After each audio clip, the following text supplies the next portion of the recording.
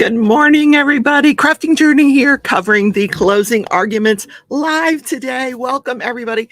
Let me tell you what's going on, because I was typing in chat, waiting to go live until they started, but I'm tired of typing. So welcome, everyone. If you're watching back on the replay, you might want to fast forward till when I'll put a timestamp in to the description so you can click and go right to the closing arguments. If you don't want to listen to me chit chat with my friends. Hi, Knits for Sanity. Hi, One Crack Mom. So let me turn my volume down here on the. So I do have the feed. I'm watching as soon as they go to the courtroom. I will put the feed up. So the people from Michigan are here. That's because you don't want to be out in the weather. How is the weather there in Michigan? My light pad keeps turning itself off. I have to show you guys where I'm at with this painting. Hi, Cats and Drills. Hi, Lady Dragon. Good morning. I'm going to plug in my other camera here.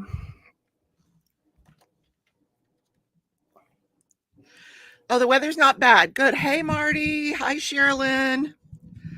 Nice to have everybody here this morning. We are waiting for the jury to return. Now, I think they just started letting people into the courtroom, which means they may be back. Carl, hey, you're not at work?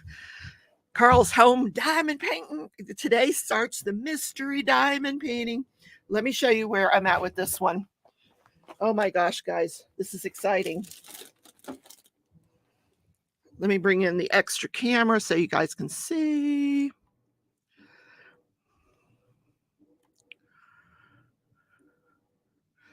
I'm not going to have this on during the live because it slows things down, but I will show it to you now. I have here. All right, let me bring it up. Look, this is all I have left. Just this one section here. Let me lift it up so you guys can see the whole thing. This turned out so cool. I don't have enough room for everything.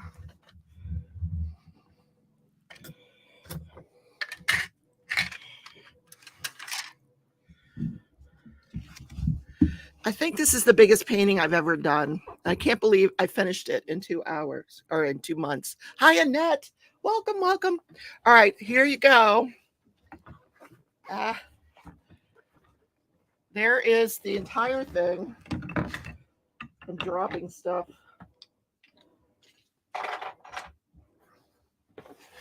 So like I said, I just have this one section here, but look how cool the gems turned out. Let me scoot it down so you can see the gems. Now I'm dropping stuff over here. Good Lord. Look at the gems, the eyes, and then I added one here and one here. This is the coolest painting ever. Thank you, guys.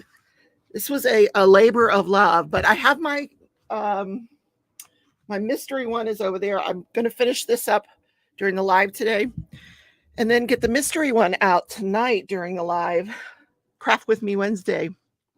Did I miss saying hi to everybody? No. Okay, we got 13 people here. I am watching the feeds as soon as it goes to the courtroom. There's a question about whether they're going to allow the jury to go to lunch first. I don't know. It's 11:07 Eastern time right now.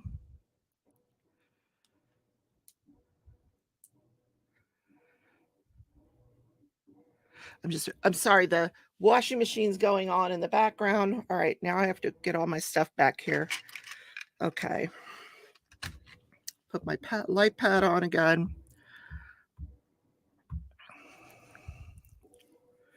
Hi, Joanna. Hello. Good morning. Good morning.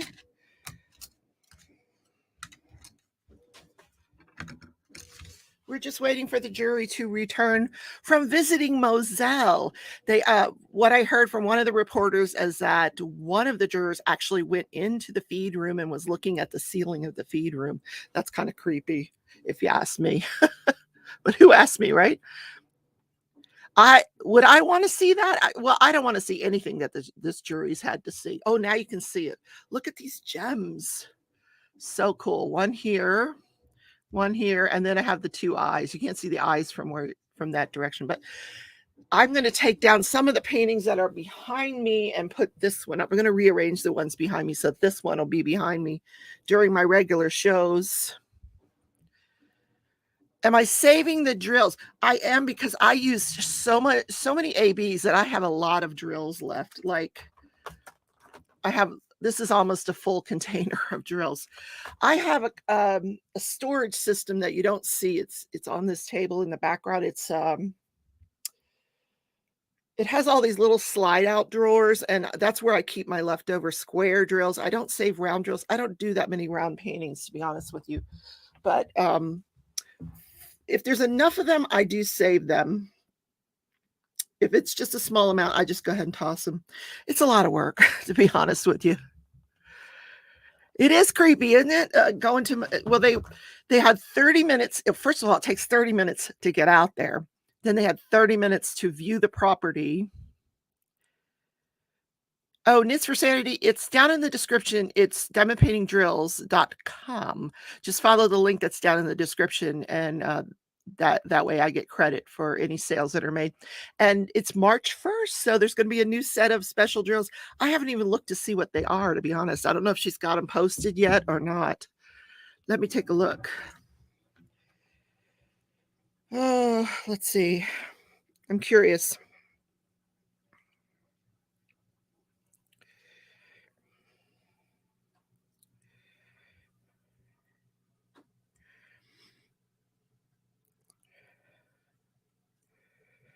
I suspect they'll be greens because it's, St. Patrick's Day this month. Because she hasn't changed from, she hasn't put anything up yet. Probably later today she'll get to that. All right, I need to get some diamond painting going here. After I finish this section, I'm not going to have this camera on anyway, but I'm probably going to sit here and do some cross stitch, because I have so much I want to cross stitch. So many crafts, so little time. All right, where is the one that I need? This one here. And this is all color blocking here. It's just lines of color. Oh, Joanna thinks it's haunted.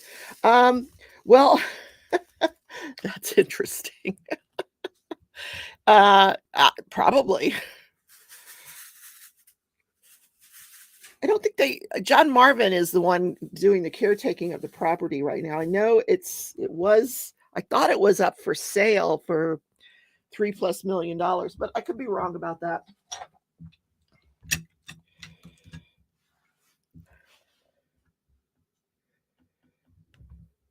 I think the Beach family's going to end up with that property, if I'm being honest, because either that property or the proceeds from the sale of that property. Because Buster already settled with the Beach family, and he gave up a portion of his interest in it to that family as part of his settlement. Well, they never got to replant the sunflowers, Joanna, so I'm sure it is ruined. At least the dove field is probably ruined.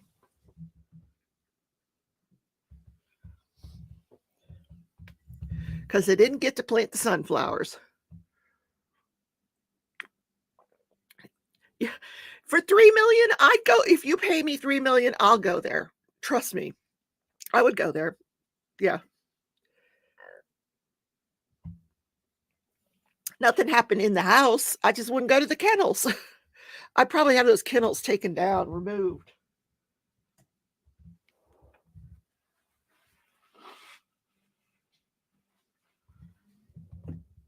Then I would, I'd build a whole big craft room, Yeah, you guys would go too. Y'all could come with me. Because my craft room that I would build after I tore down the kennels would be huge. So we could all craft together. Bring a priest. I ain't scared of no ghost. Ghostbusters. Isn't that Ghostbusters? I think it is. Anyway.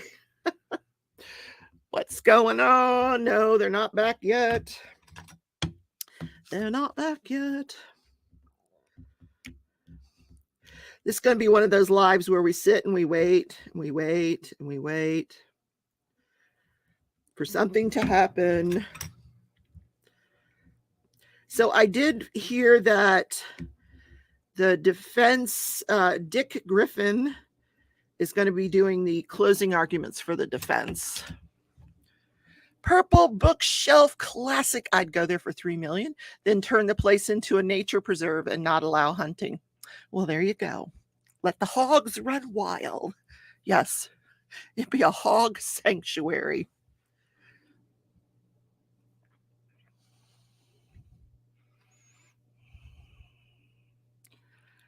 Okay, no new updates yet.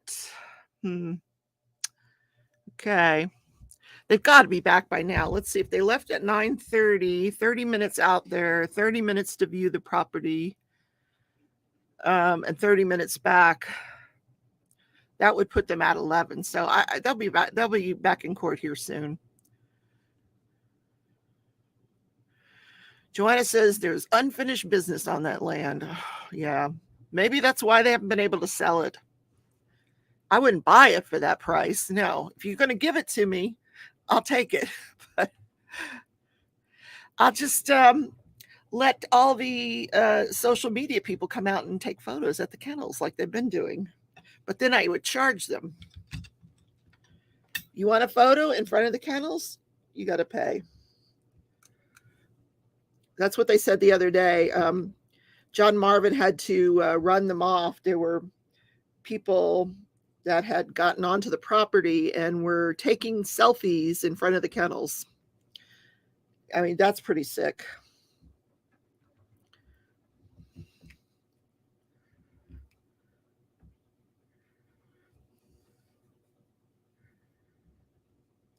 I wonder what happened to all the dogs. The hunting dogs. The family dogs found homes, but I don't know that the hunting dogs did. That's morbid.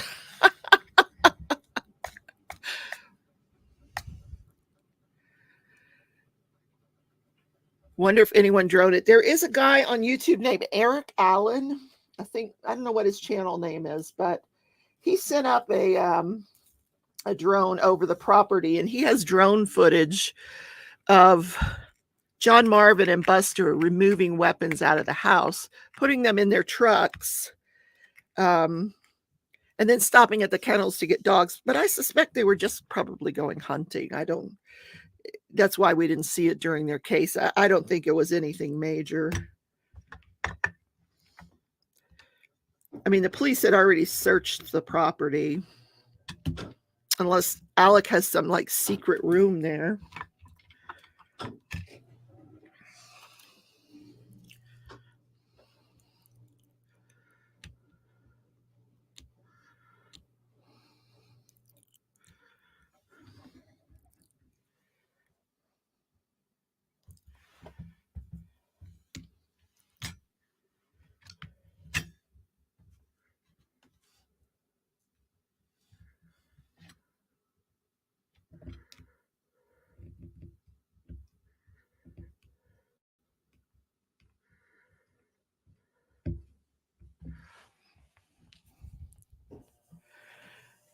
You want to know about the dogs?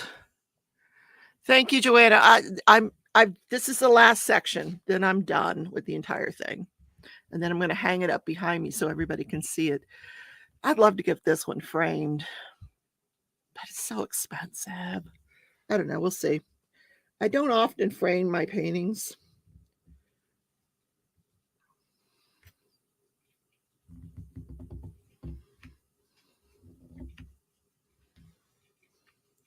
I'll probably be done with this before the jury comes out.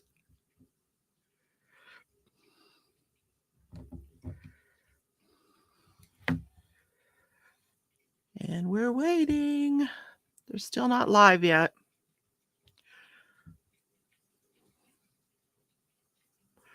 Let's see if there's any updates.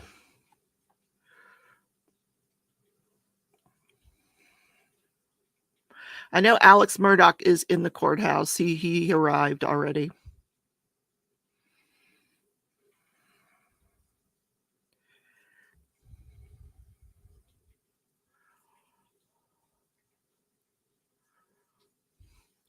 So any predictions? Guilty, not guilty, hung jury? Hung jury.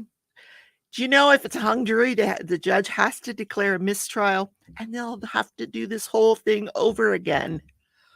Oh my God. Yep. Go to Goodwill. I buy a lot of frames and just take out the old art. Do you find it difficult for it to fit this artwork?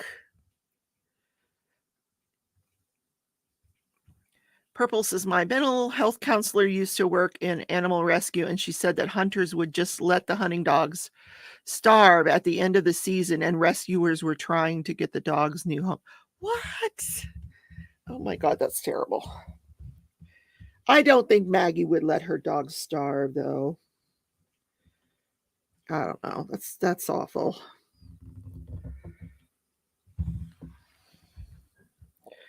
You guys are thinking the same thing. Hung jury, mistrial. Yeah. I think they're going to be out for probably a week or so. I don't know what I'm going to cover in the meantime. I'll have to go back to doing a true crime story for you guys, or 2 or 3. There is another trial going on that started yesterday. It's out of Florida. I couldn't figure out where in Florida, but it is in Florida. And it's a woman that claimed to be a psychic, and she convinced one of her clients to give her all her money. And yeah, that's what the case is about. Not murder, psychic abilities. That started on Tuesday.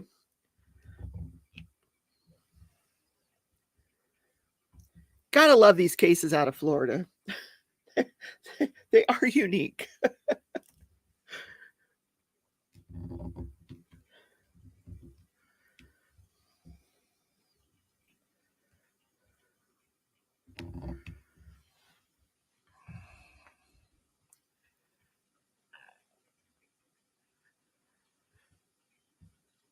My goodness, what is taking them so long? Okay, it's almost 11:30.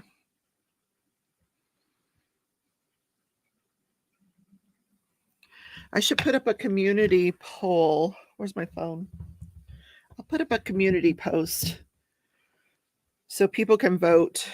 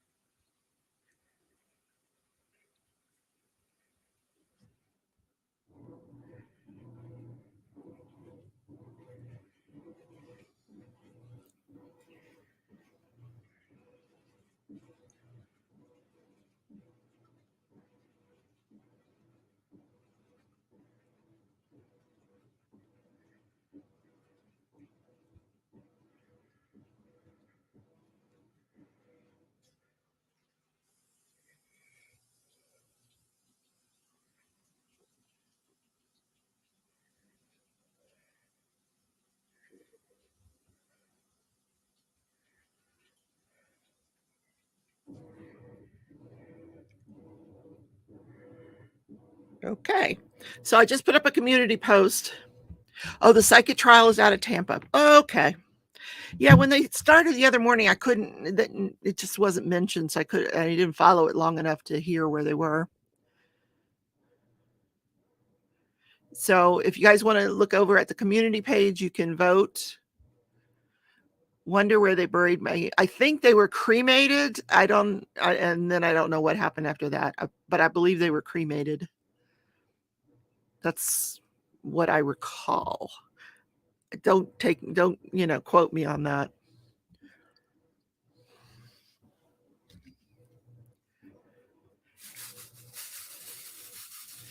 But you got to believe with this big prominent family that they have like their own little area of the cemetery, the Murdaugh area. I don't know.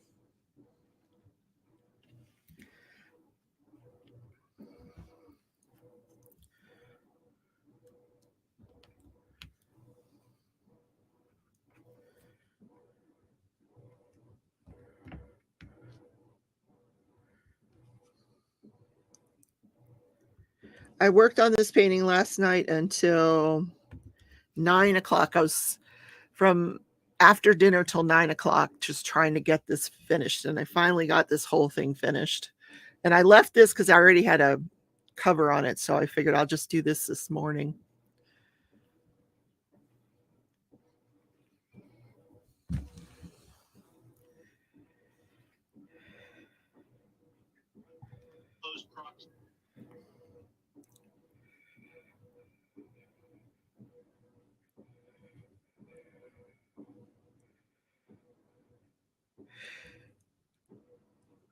By the time the jury gets back in there, they're going to want to go to lunch.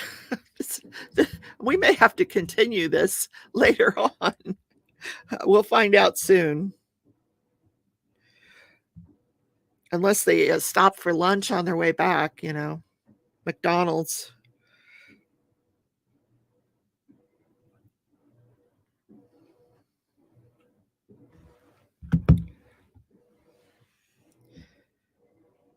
The testimony from yesterday was not that exciting. It was the rebuttal case for the the prosecution against what the defense witnesses had said. So they had the law partner came on, and he and Harpootlian got into it a little bit, back and forth. If you're going to put a lawyer on the stand, you're going to be prepared to argue. And then they had the medical examiner on again. She reiterated her thoughts on the way the shooting went down. And she said that the defense expert was wrong, that Paul was not shot in the top of the head. It was not a close contact wound. So she was really maintaining her theory of the case. And then they put on their engineer guy, and he's really good. He gets down and he demonstrates, and so he countered what the defense experts had said. So that's where it was left when everything rested yesterday afternoon. Oh, honey, this is going to go till, you mean the closings? Well, the judge is not going to limit the amount of time each side has for closings. So I think the jury deliberation will go well into next week for sure. Purple Bookshelf says, I still want to know who killed that boy who for 70 years was known as the boy in the box, and then DNA Ancestry learned he was, I think they had suspects in that. I covered it. I don't remember how it turned out. Hi, Lisa. Good morning. AK Rose. How you doing today?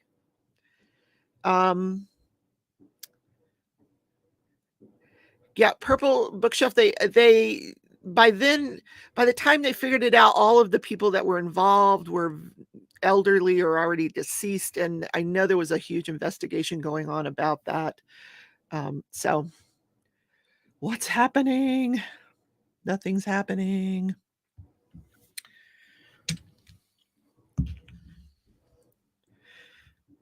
Oh, the phone guy. I forgot about the phone guy. Yes, he tested the phone by throwing it up in the air inside of his office. I don't know why they put that guy on the stand. That was ridiculous. Yeah. So the whole thing was if he threw it out of the vehicle, would it land face down or face up, and would that make the backlight come on? And he threw it up in his office to test it, and it was the whole testimony was really, really silly. You're heading to chemo, sweetheart. All right, good luck. Love you. I'll talk to you later. Check in. We'll be here probably all day. All day.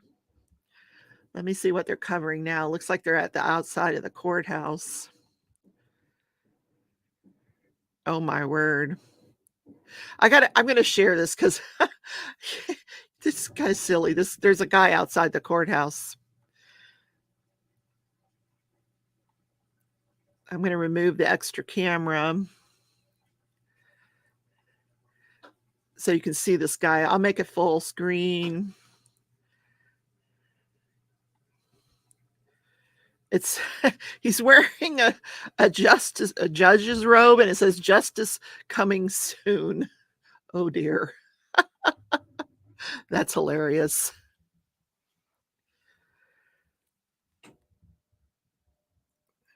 Now they're going to ask this guy to leave. Could you please leave?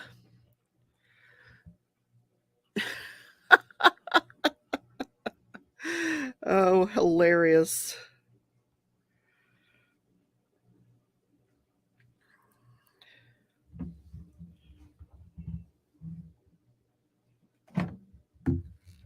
Here's his 5 minutes of fame.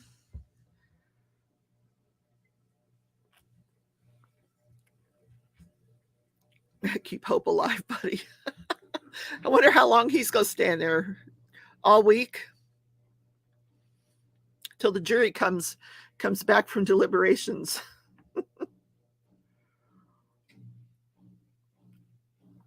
I'm not sure why they're focused on this. Is this where they expect the jury to come back to?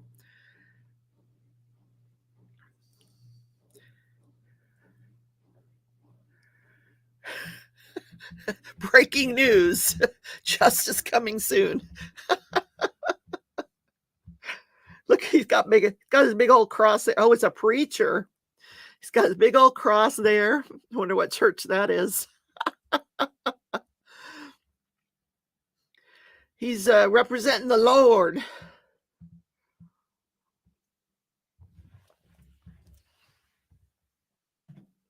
Jesus sent him out there. He said, go forth and get justice.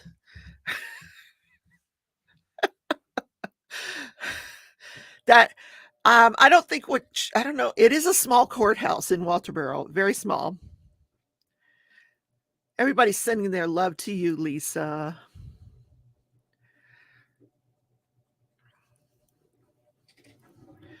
Everybody's getting bored. Let's go. Come on, start this. This is how bored we are. We're looking at this preacher. Turn it around. Let's see what church you're from. Church of Bob. He says, where's Mount Halloween costume? Oh my gosh. No, he probably is from a church. He's got the official blue scarf or whatever that is. Oh, look at the cowboy hat. I have a cowboy hat just like that.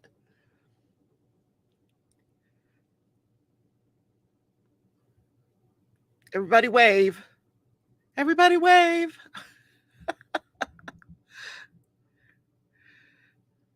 These are some official looking dudes here. Something's happening. Something's happening. We're all surrounding them. Okay. Something's happening.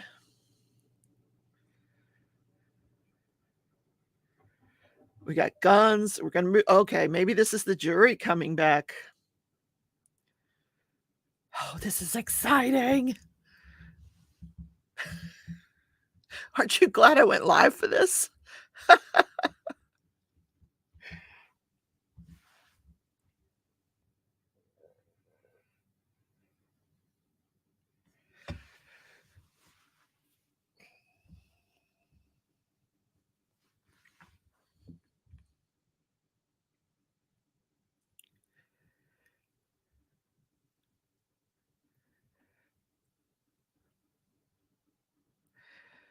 Jessica, she says, I just can't watch those two. Who is that? Oh, I can just watch those two. Oh, okay. I can't read today. My eyes were a little blurry this morning. I'm not sure why.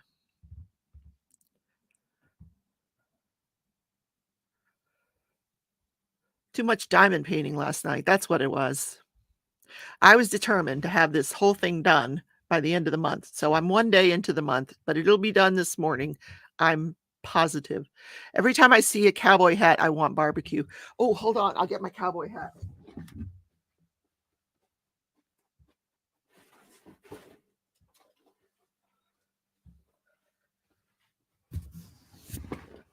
There you go.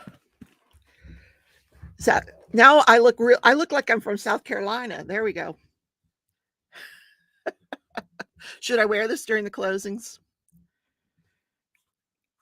I'm actually going to put this up for sale in my store. I have another one over there, a black one. Still got the tag on it in the back. I have to take the tag off.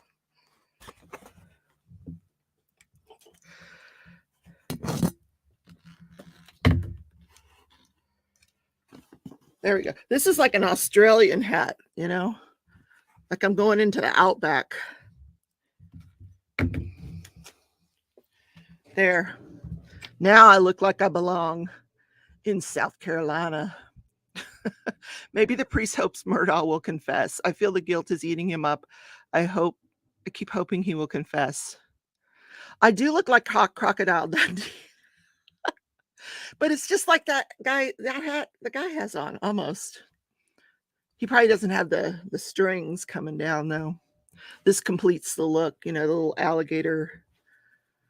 What do they call these things? I don't know. Look.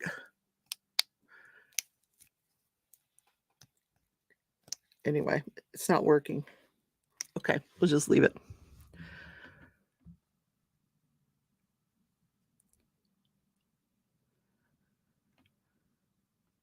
Oh, Sherilyn says she must have missed it. Whose idea?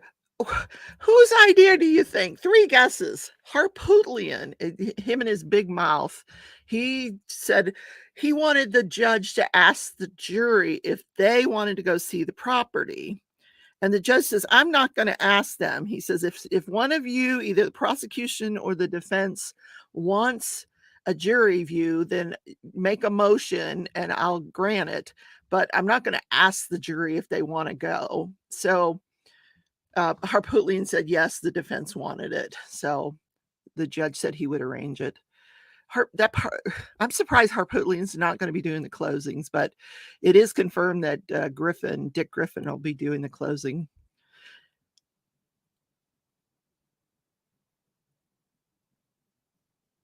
Okay, I think I've had enough of the hat. It's getting hot. Cool hat though.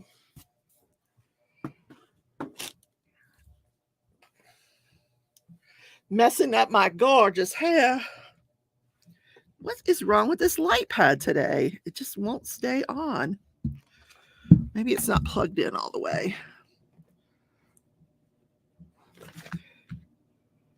I just need to finish this and then be done with it. You know, I wondered about, I've never been on a jury, so I wouldn't know what it's like not to be able to talk about something, but I can bet that they were watching Netflix, because why wouldn't they?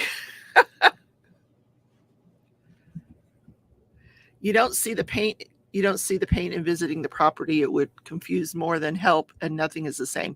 Well, that was the argument the prosecution made, that nothing is the same. The trees are overgrown.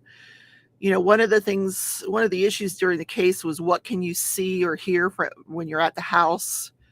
You know, what's the distance between the house and the kennels? That's one thing I wondered. What is the distance like between the house and the kennels? And what can you see? But the trees are all overgrown, so who knows what you could see at the time. And the property has, you know, the kennels have been cleaned up.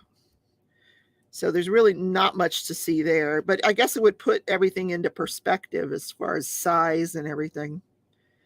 Because that feed room, I understand, is really small.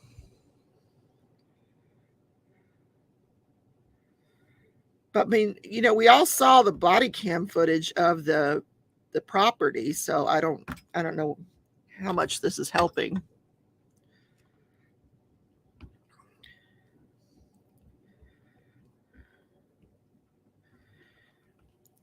course, now if I were a juror, I'd be going, hey, you know, another day off. I've been off work for 25 days. Today is 26 or 27. No, today would be 27 days.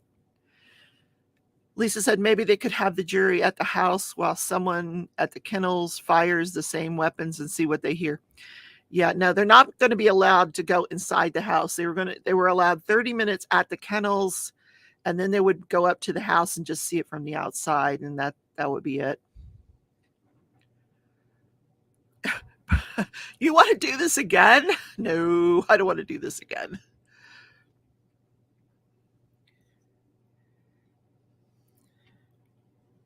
I'm curious, though, if he's going to change his plea on the financial crimes since they've got him dead to rights. I mean, he's just confessed everything on the stand. Okay, here's the van. They can't show the jury. They're not allowed to show the jury, so I don't know who we're seeing here. This has got to be, I thought Alec was already there, but I guess not. Here he is. The star of the show, Alex Murdaugh.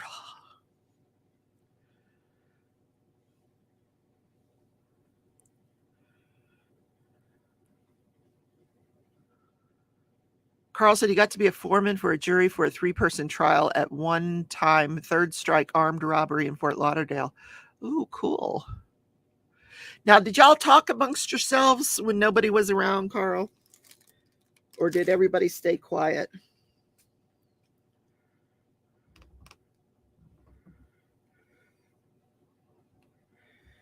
I can't even imagine being on a jury for 6 weeks, 7 weeks. I mean, that's a lot. That is a lot.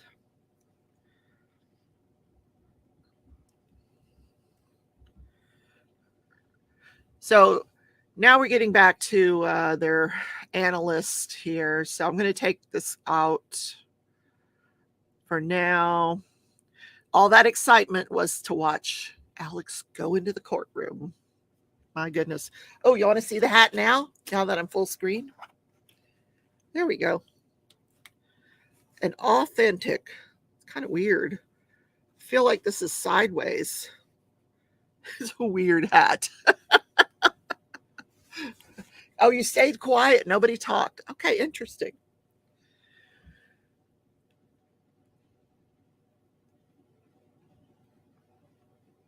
So hopefully we're getting ready to start here.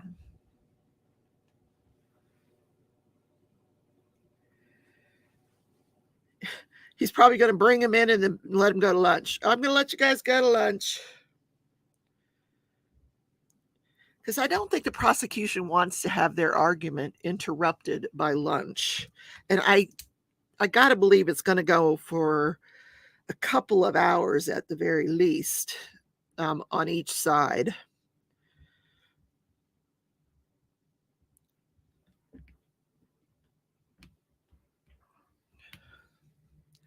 Joanna, oh my God, girl, thank you so much. Joanna just gave me a super chat. Thank you. Hey guys, don't forget to hit that thumbs up button indicating that you enjoy the content today. Please consider subscribing if you're watching out there and you don't know what this channel is all about. I craft while I cover live trials. I usually just do the recaps, but I thought today we'd go live and hear the closings, which were supposed to start at 11 after the jury viewed the property at Mozelle. No indication about whether they're back or not.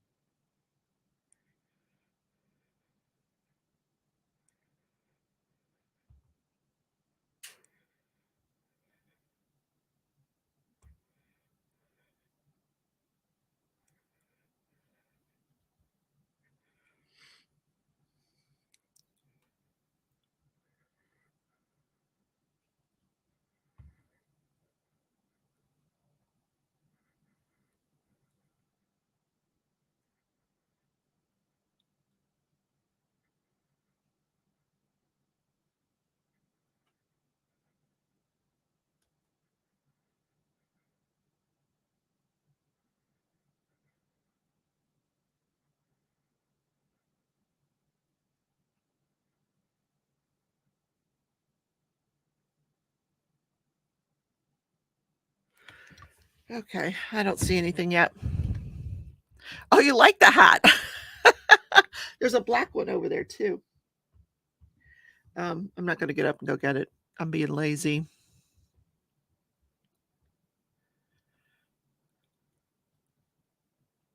I picked those up at Goodwill. Yeah. This one says Drizzabone. I don't know what that means. Drizzabone. I don't know if that's a brand. But anyway, I'm going to put them up for sale in my store. The two hats. Pretty nice hat. Did I have it on backwards? Wait a minute. No, I had it on right.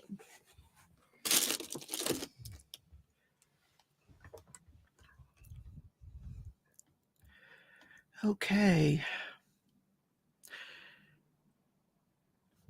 They are 45 minutes late, and now it's going to be lunchtime there.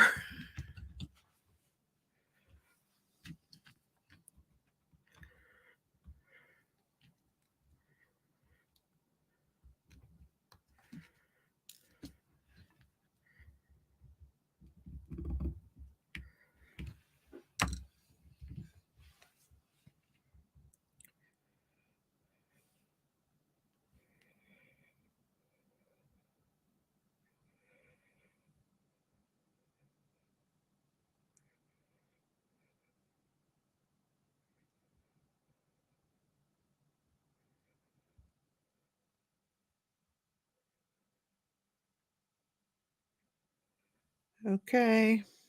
I just found my own video. I'm just looking at the different networks to see what everyone's covering. Court TV is just showing the seal. Fitz News is doing trivia.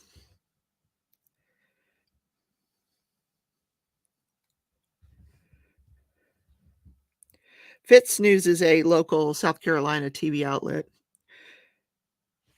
They do a lot of YouTubing.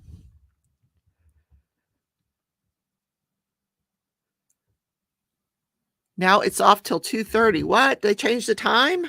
No. What? Did they? Hold on.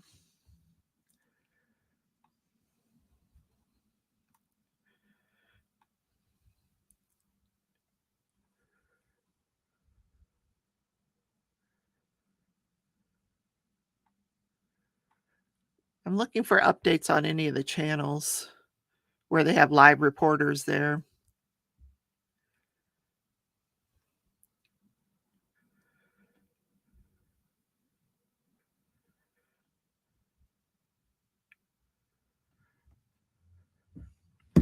Hold on.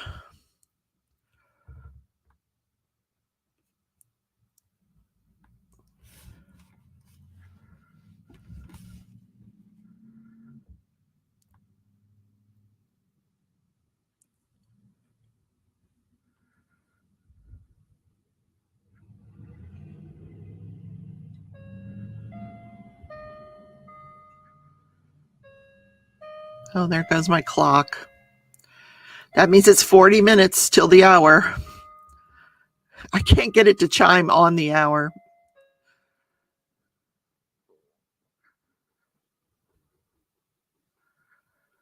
All right, I can't. Yeah, I'm not seeing any information.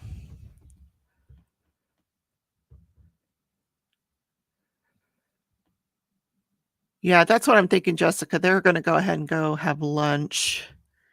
As soon as I can confirm that, I'll probably end the live and go restart it after lunch.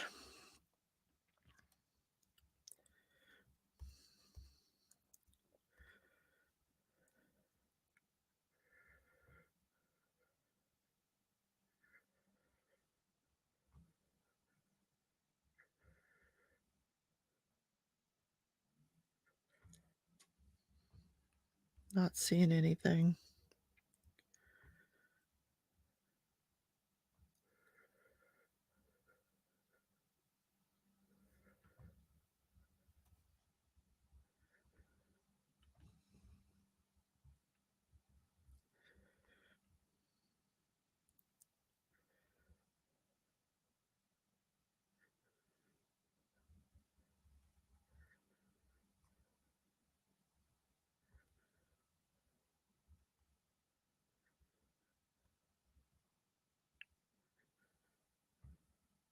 So apparently, Alex did not go to the jury view. I didn't think he would.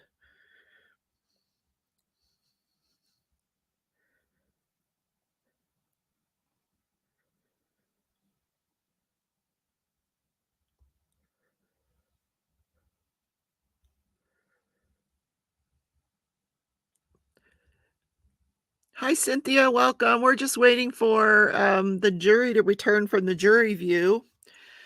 There's speculation now that it was supposed to start at 11, that it probably won't start till after lunch now, 2:30-ish. I'm trying to confirm that before I end the live.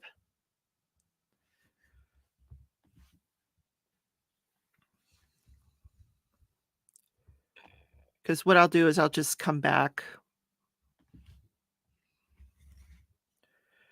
once they give us a time.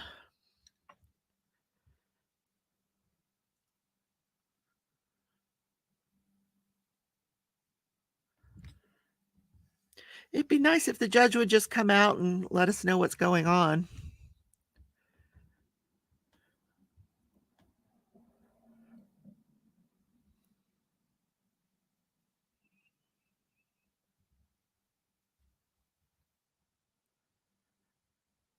Cynthia was cleaning up from the first snowstorm. Oh my goodness. Where are you at, Cynthia? Jessica checked the local news and they're not saying either. Yeah, no one knows, I don't think. So I'll just keep diamond painting. I'll just put my other camera in and we'll just chit chat until we find out.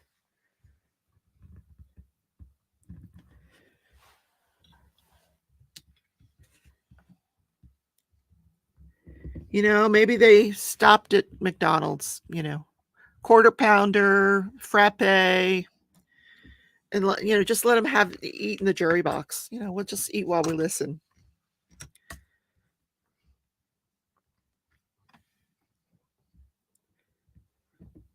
A working lunch. Yeah. Rain later today in Arizona. Hi, Dawn. Welcome. Cynthia's in Massachusetts. Oh, but you're getting another storm on Friday. Yeah. Winter's not over yet. Gosh, yesterday was beautiful outside. I took the dogs for a walk in the afternoon and I just had like a shirt on. I didn't have any kind of coat or anything, and it was just gorgeous. Joanna is doing diamond painting as well. She's doing the magical girl from Diamond Art Club. She's so cute. Aw. Well, this is the last section that I have, and then this painting is done. Tonight I will start the mystery diamond painting because our event starts today. And I'm so excited to try to figure out what it is. The colors of my painting are so beautiful.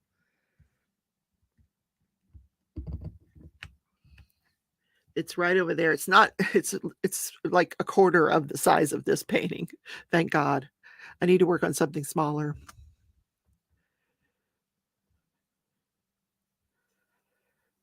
Jessica's in South Carolina, and they're supposed to get bad storms Friday. Oh, okay.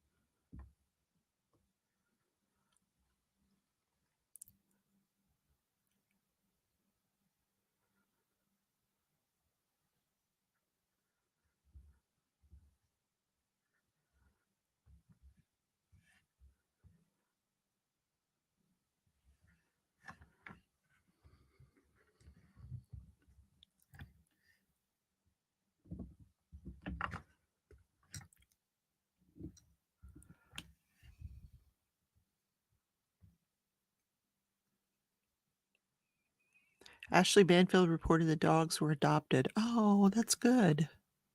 I know that Bubba, the one that had the guinea in its mouth or the chicken in its mouth, lives with the housekeeper now.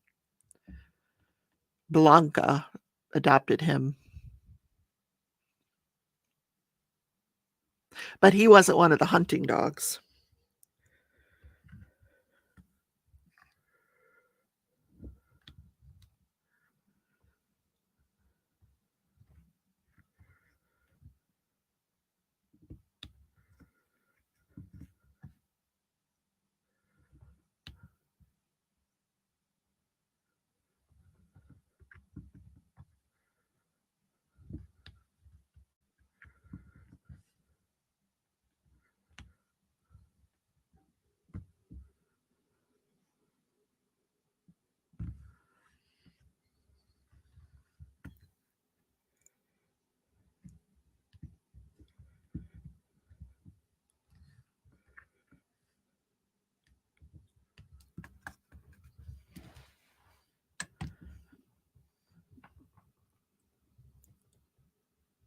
The whole case is just lies. I only believe that technology parts can't fake that. Record heat in Florida. Oh my gosh, there's a surprise.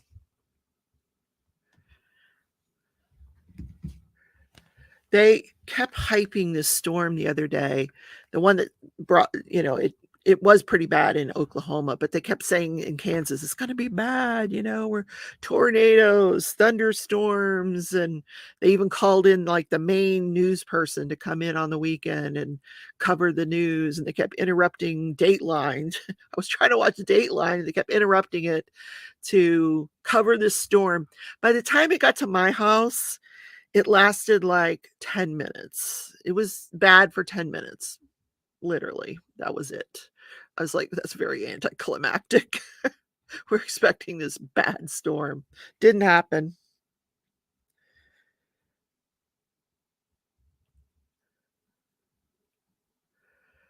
Joanna says, I bet Bubba would have defended Maggie with his life if he were loose. Maybe she was running to get him. I don't know.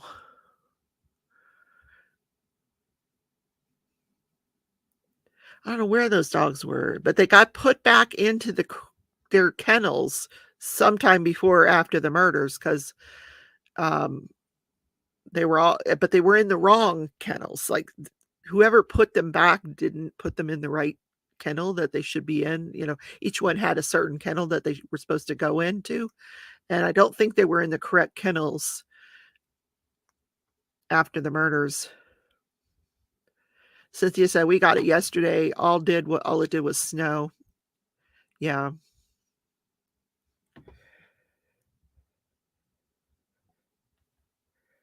So it is now almost noon in Walterboro.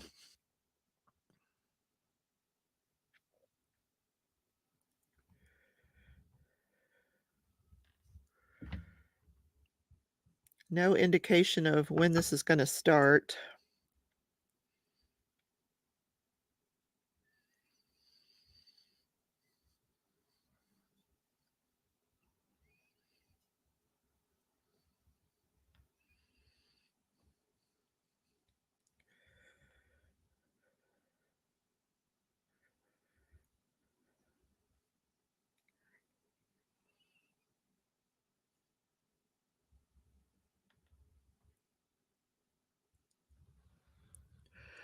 Nit says I took video of our ice storm this week.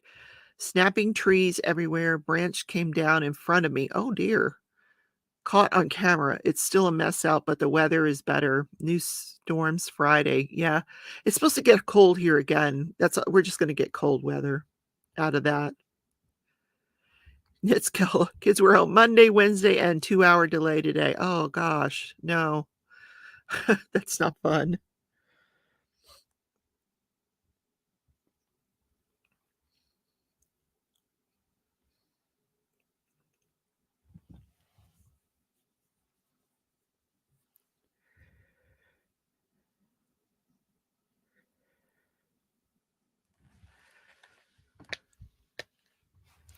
So I think what I'm gonna do is, I'm gonna end the live here, and then I will restart it when the closings start, rather than everybody just sit here.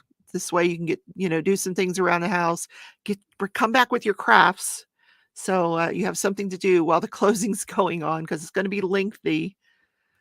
Wait a minute, they're in the courtroom, hold on.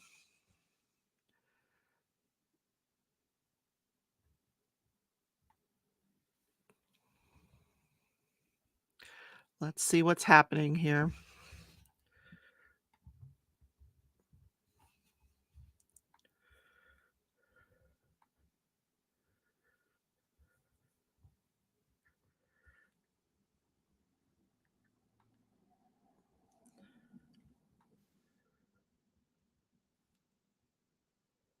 Our Putley's running his mouth again, of course.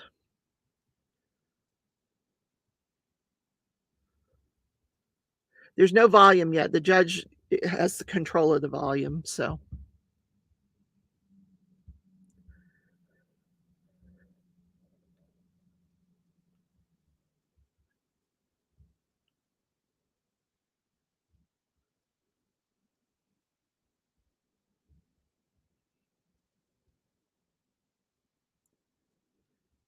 hopefully the judge will give us some idea of the timing on all this. I'm quite sure the prosecution does not wanna interrupt their closing arguments for a lunch break, so they're probably discussing whether they should just go to lunch now.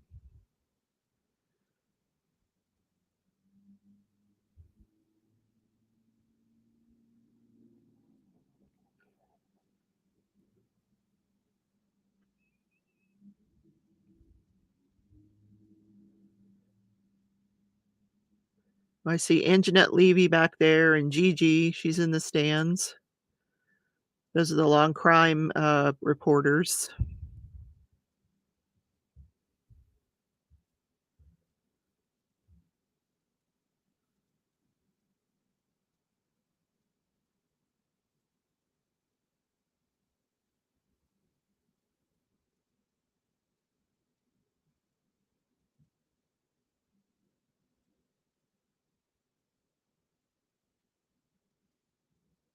I wish I could read lips.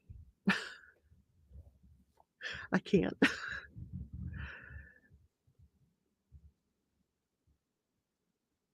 Although it looks like the judge talks without moving his lips too much.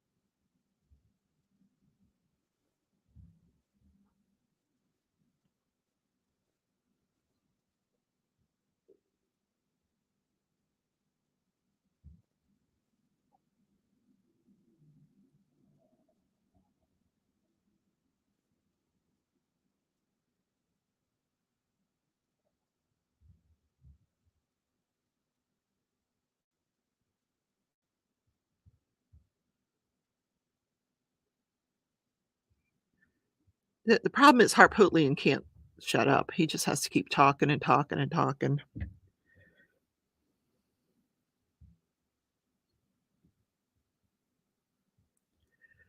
There's Buster.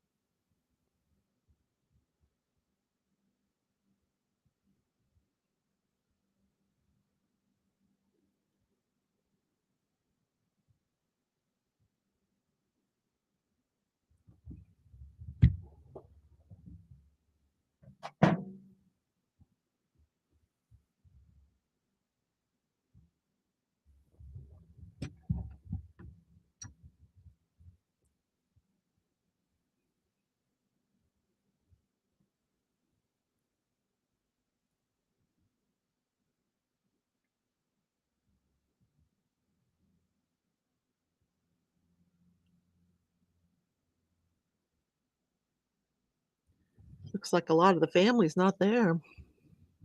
Just Buster.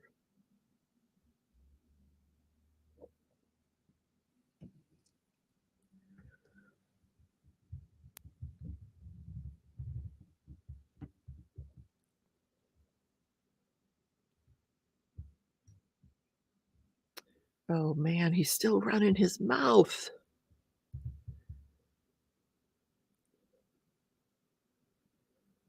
Tell him to go sit down. Sit down, Mr. Harpootlian.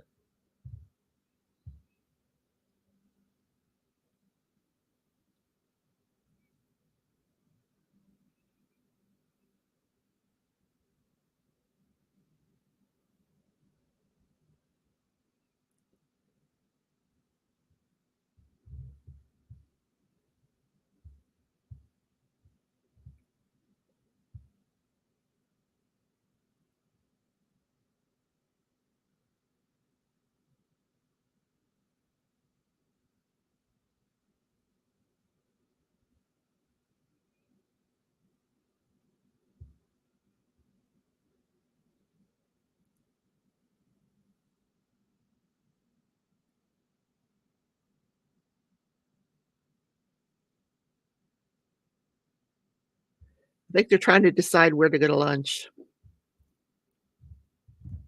Do we go to Chick-fil-A today or, I don't know what they have in Walterboro. Probably some little diners or something.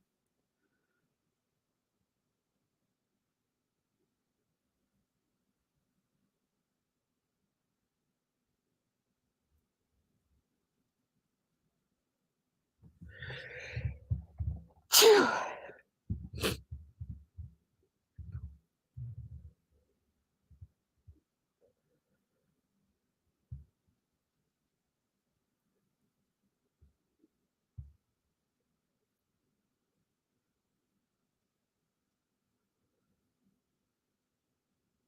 I've never seen so many attorneys on one side. The prosecution has, like, 8, 9, 10 people there, it's crazy.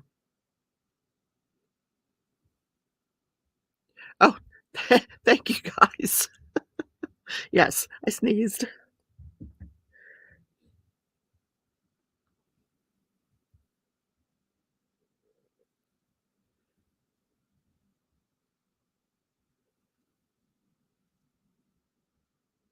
Oh my goodness, what is the debate? Go to lunch or not go to lunch? It's not a 20-minute discussion.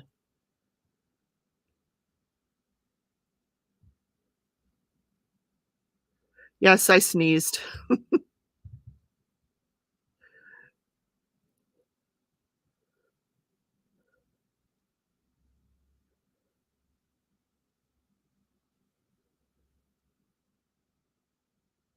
Packed house there, though. Nancy Grace is there? Oh, dear.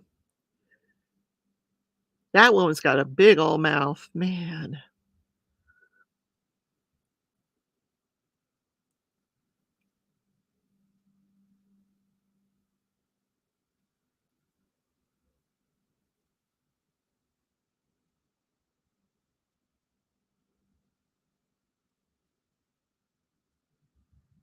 Oh, they have Five Guys. Okay, 5 yeah, let's go to Five Guys for lunch. "Hey, come with us, judge."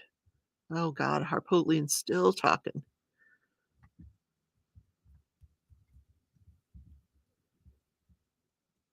Nick's internet is spotty. Oh, no.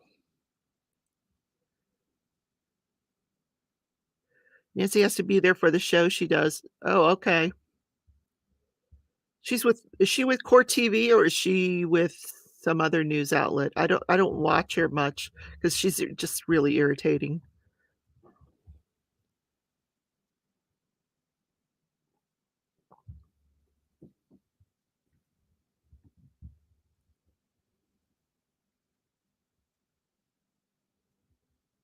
Okay. Sit down. Sit down. Thank you. Mr. Waters. So,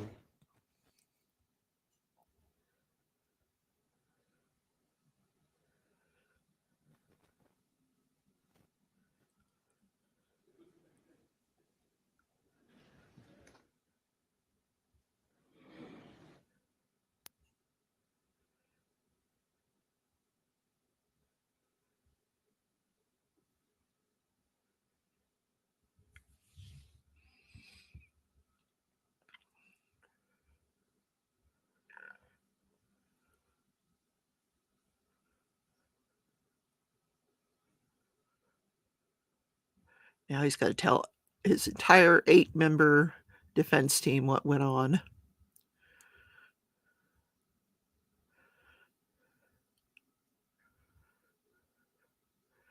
We decided on Spangles. They have liquor there.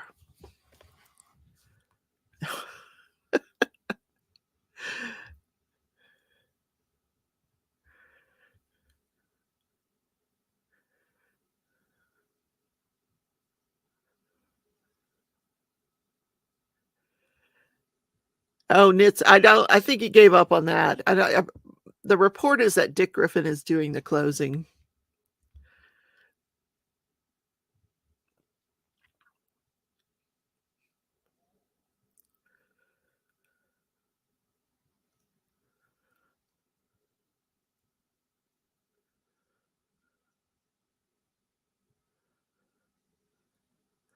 All right. The paralegal's showing him the menu. Here's the menu, Jim. Pick what you want.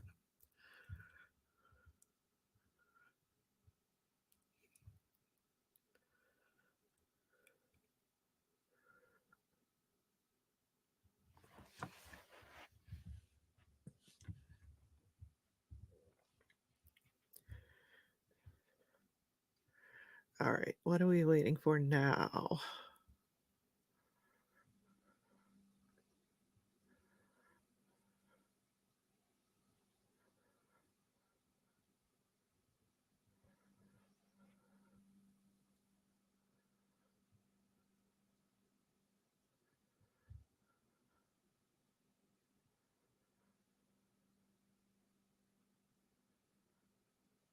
Bring the jury.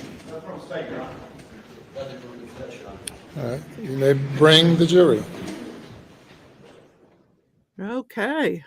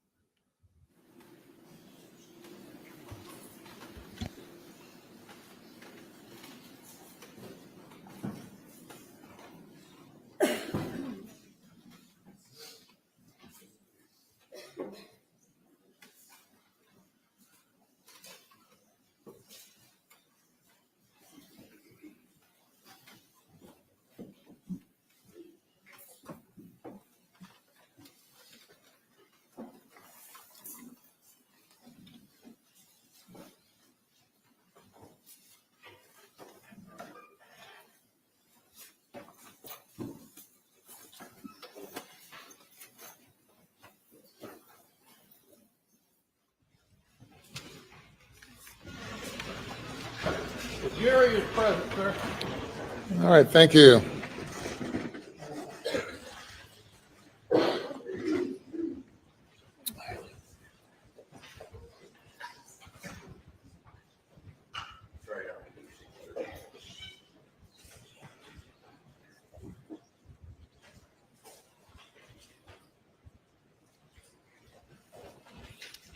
Let's wait till everyone gets settled.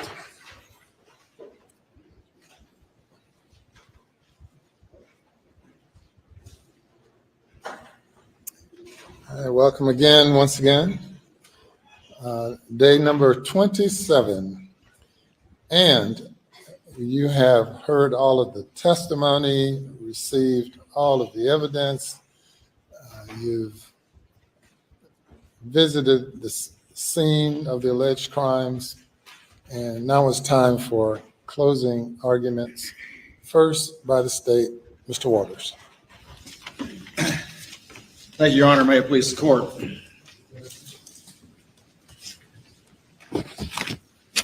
Good morning. It's been a long trial, hasn't it? On June 7th, 2021, at the Mozelle property in Colleton County, Maggie Murdoch and Paul Murdoch were brutally and maliciously murdered at the kennels by Alec Murdoch. Paul, as you know, suffered 2 shotgun blasts. Maggie suffered 5 blackout rifle wounds. And after an exhaustive investigation, there is only one person who had the motive, who had the means, who had the opportunity to commit these crimes, and also whose guilty conduct after these crimes betrays him. The defendant was the one person who was living a lie. The defendant is the person on which a storm was descending, and the defendant is a person where his own storm would actually mean consequences for Maggie and Paul, and consequences for those who trusted him. And that person is the defendant, Richard Alexander Murdoch. I know this has been a long trial because it's a complicated case. And I'm not going to talk forever, I promise. But I am going to try to distill this down for you. And the first thing I want to do is set the stage. And to set the stage, we have to understand a little bit about Alec Murdoch and who he was and who he is. He was a person of singular prominence and respect in this community. But he's also a person who's been able to avoid accountability for all of his life.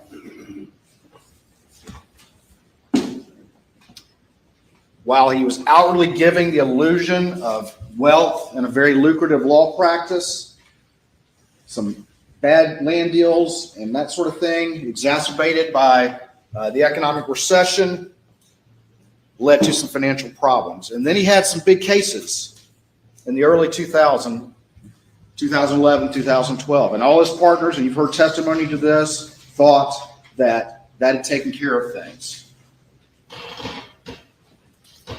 You've heard cases like the Thomas case and the Pinckney case and the Plower case and the Badger case. But the evidence that you've heard shows that the defendant became so addicted and so dependent on a velocity of money that millions of dollars in legal fees that he was receiving was not enough. And so he started to steal. And how did he steal? He stole by billing personal expenses to the firm. He stole by stealing from his own family. You heard the testimony about the check he stole from his brother Randy. But then the main ways were two schemes that he developed. And the first one was to get checks made out from the client trust account to Palmetto State Bank, to fast talk the staff and fast talk the clients with those disbursements, and then take it to Palmetto State Bank, where his buddy Russell Lafitte would convert those and use those to pay personal expenses. And each time, until the end, it worked because the client was also getting a big check. And they were walking out of there thinking that everything had been fine when it was not. But then in 2015, he opened up the fake Forge account. And then all he had to do was get disbursements paid out to the Forge account. And once he did that, he would convert those to his personal use. And to do that, though, he also had to fast talk staff and fast talk clients. And that scheme continued up until everything fell apart in the end. The other thing you have to understand is during this time when he's earning millions of dollars and stealing millions of dollars, he's also borrowing millions of dollars from wherever he can. The bank, his law partners, his father, and it still wasn't enough. And this slow burn was continuing and continuing until the boat crash happened in February of 2019. And that changed everything. That set in motion things that were going to happen because of the criminal charges related to that case, as well as the civil charges related to that case. And in the aftermath of the boat case, things changed. The pace of his stealing increased. In fact, that's when he stole the money from Tony Satterfield that you heard from. Ultimately stole about $4.5 million between the Satterfields and others. And unlike other cases, Tony Satterfield, who was the son of his longtime housekeeper, he took all the money, took every bit of it. And that was coming to a head as we move into the spring of 2021, because there had been some publicity, and you heard from Tony Satterfield that he was, the defendant reached out in the spring of 2021 because there had been publicity and saying, hey, I'm still working on the case. Everything's fine. I'm still working on the case. It's good.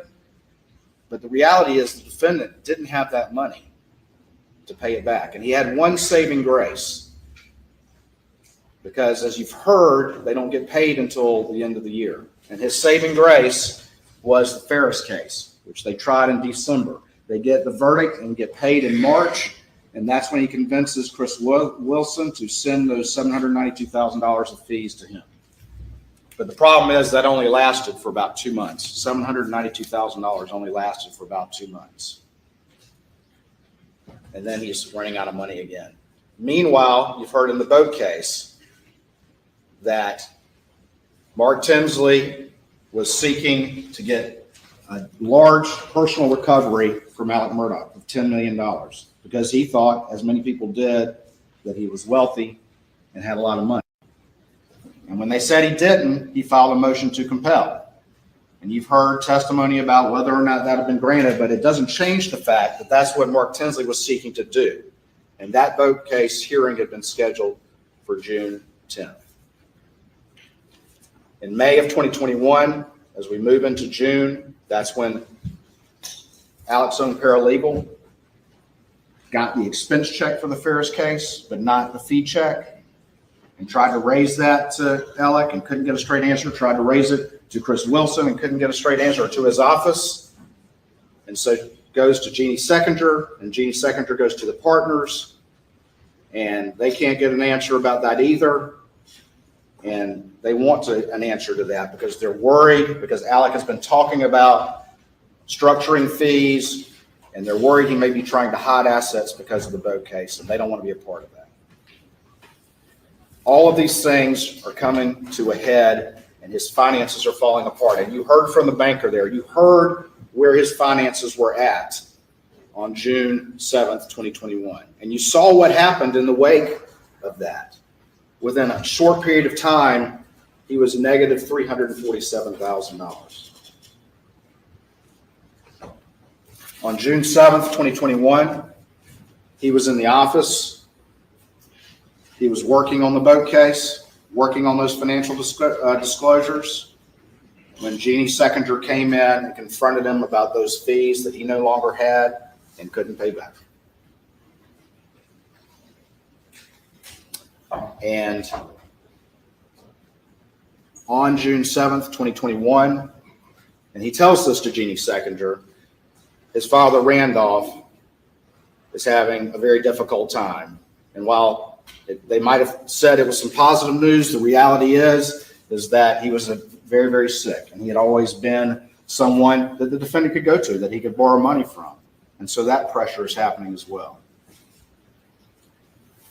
And on June 7th, 2021, as all these pressures were mounting, the defendant killed Maggie and Paul. And how do we know that? We're going to talk in detail about that. But the timeline puts him there. The forensic timeline puts him there. The use of his family weapons corroborates that.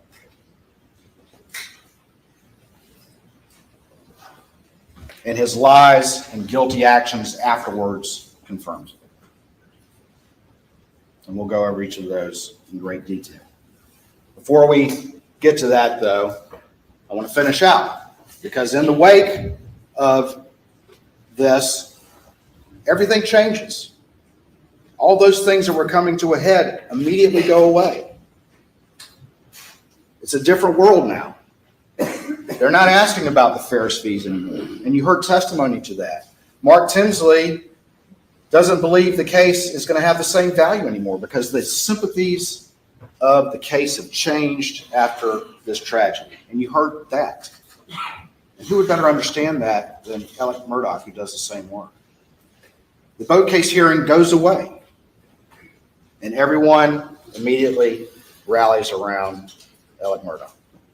And it worked, because it allowed him to borrow $250,000 from Johnny Parker, his law partner, who of course wouldn't have loaned him that money if he knew what Alec was up to, and allowed him to go to Palmetto State Bank and get $350,000 in an off-the-books loan that hadn't even been applied for, and to send that money to Chris Wilson and convince Chris Wilson to pay another $192,000 of his own money, and to send an email to the firm that everything was okay.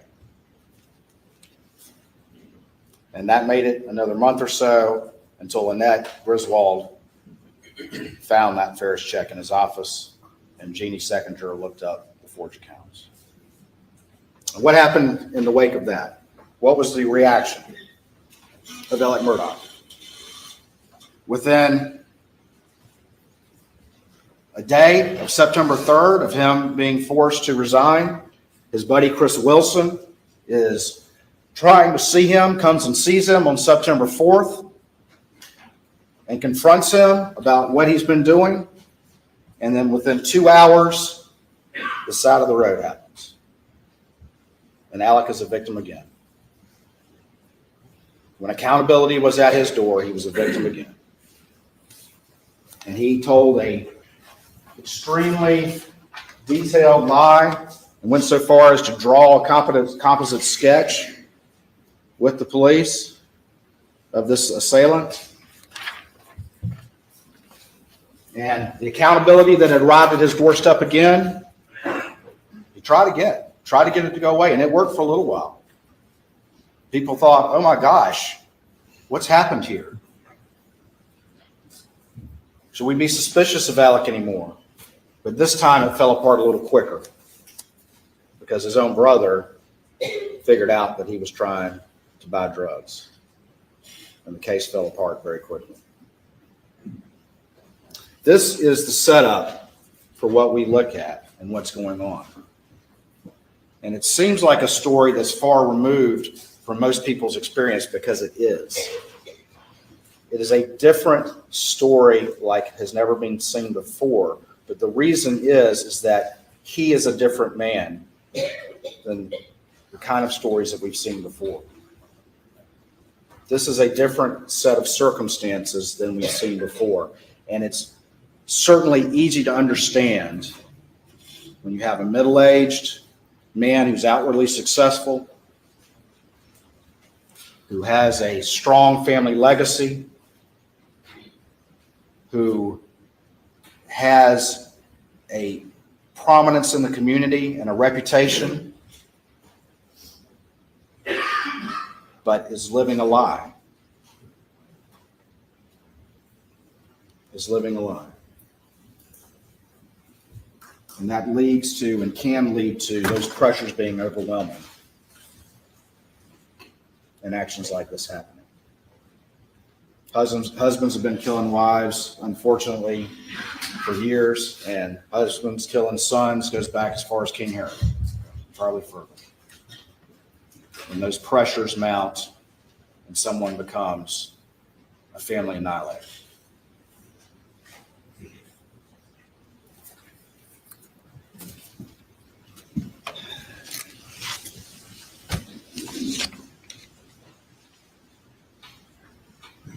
Can I have the computer input, please?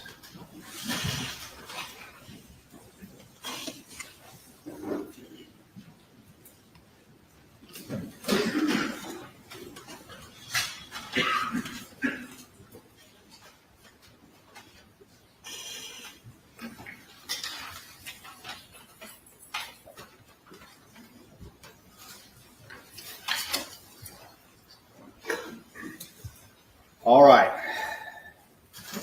We got to do a little law school.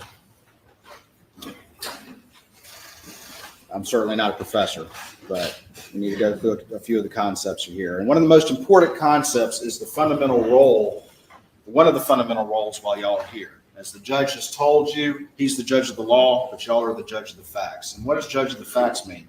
Well, a big part of that is that you determine credibility. You determine which witnesses you want to rely on or not rely on. You can rely on a part of a witness's testimony, all the witnesses' testimony, one against many, many against one.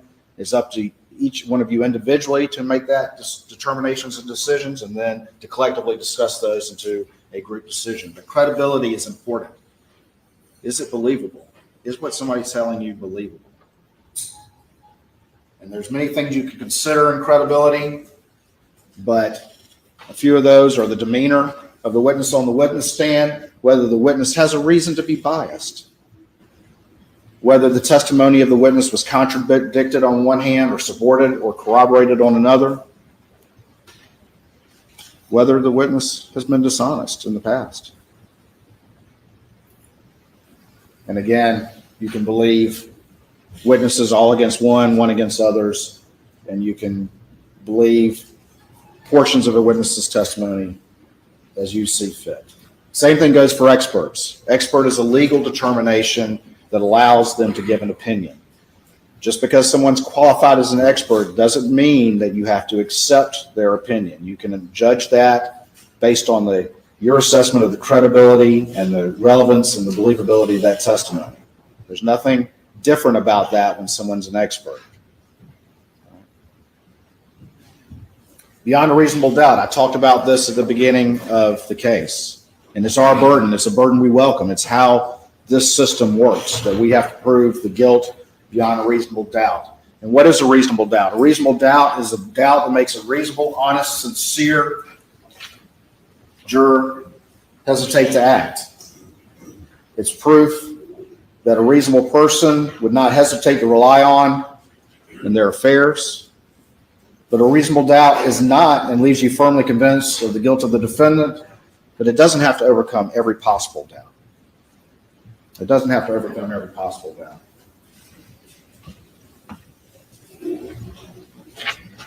I used to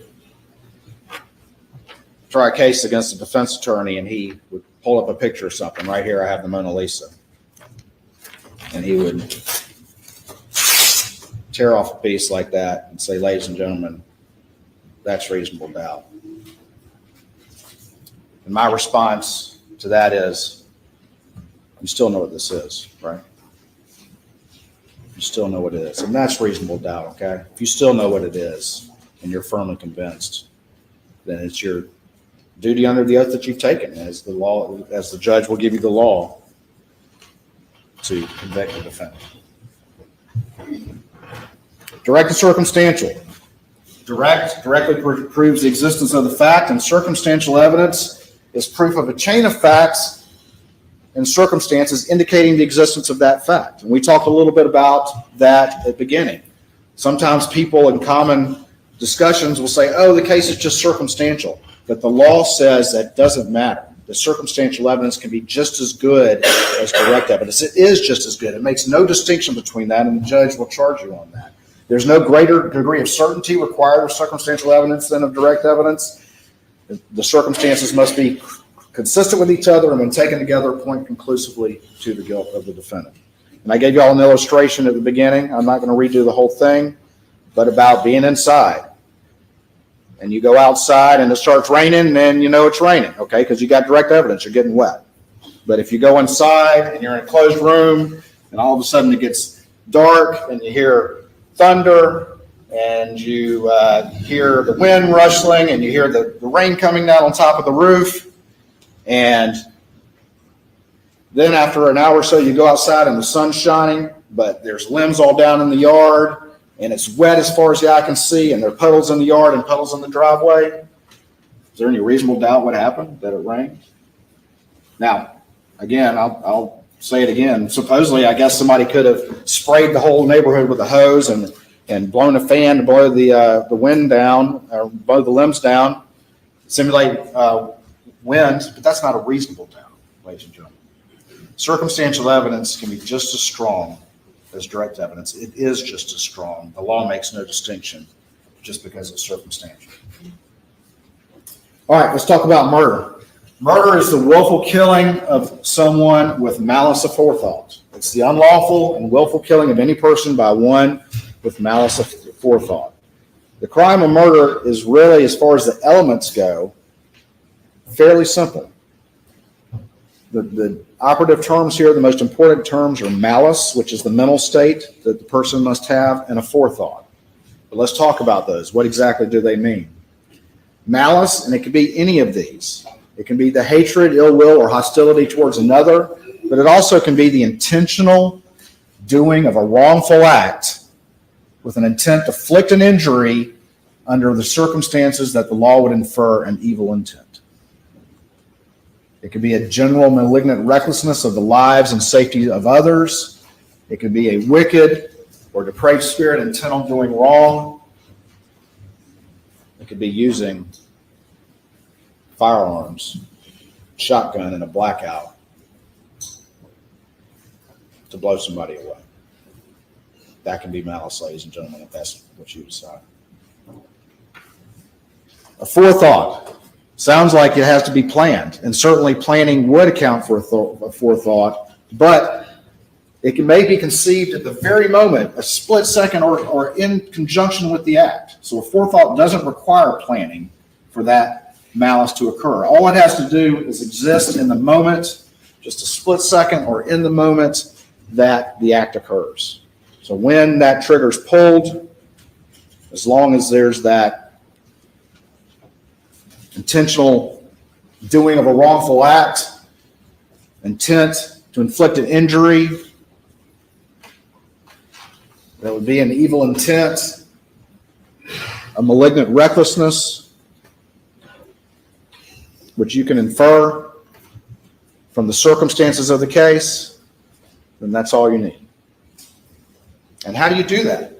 I said infer, because people don't always yell out what their intentions are. You have to infer it from the circumstances of the case itself.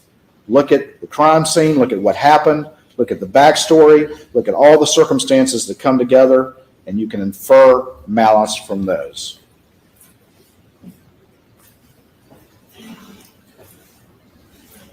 Last little bit of law school. Malice and drugs. Voluntary intoxication does not impair a person's ability to act with malice aforethought. That's a legal principle. If you voluntarily get intoxicated, it is not a defense to a crime, and it does not negate the malicious nature of that crime. If one voluntarily intoxicates themselves, they are just as responsible for their actions as when they are not intoxicated. And the judge, again, take what the law comes from the judge, but this is a legal principle that you will hear. Voluntary intoxication is not a defense to a crime. And why does the law say that? Well, you can't take whatever it is and deny responsibility for what you've done under the law. All right?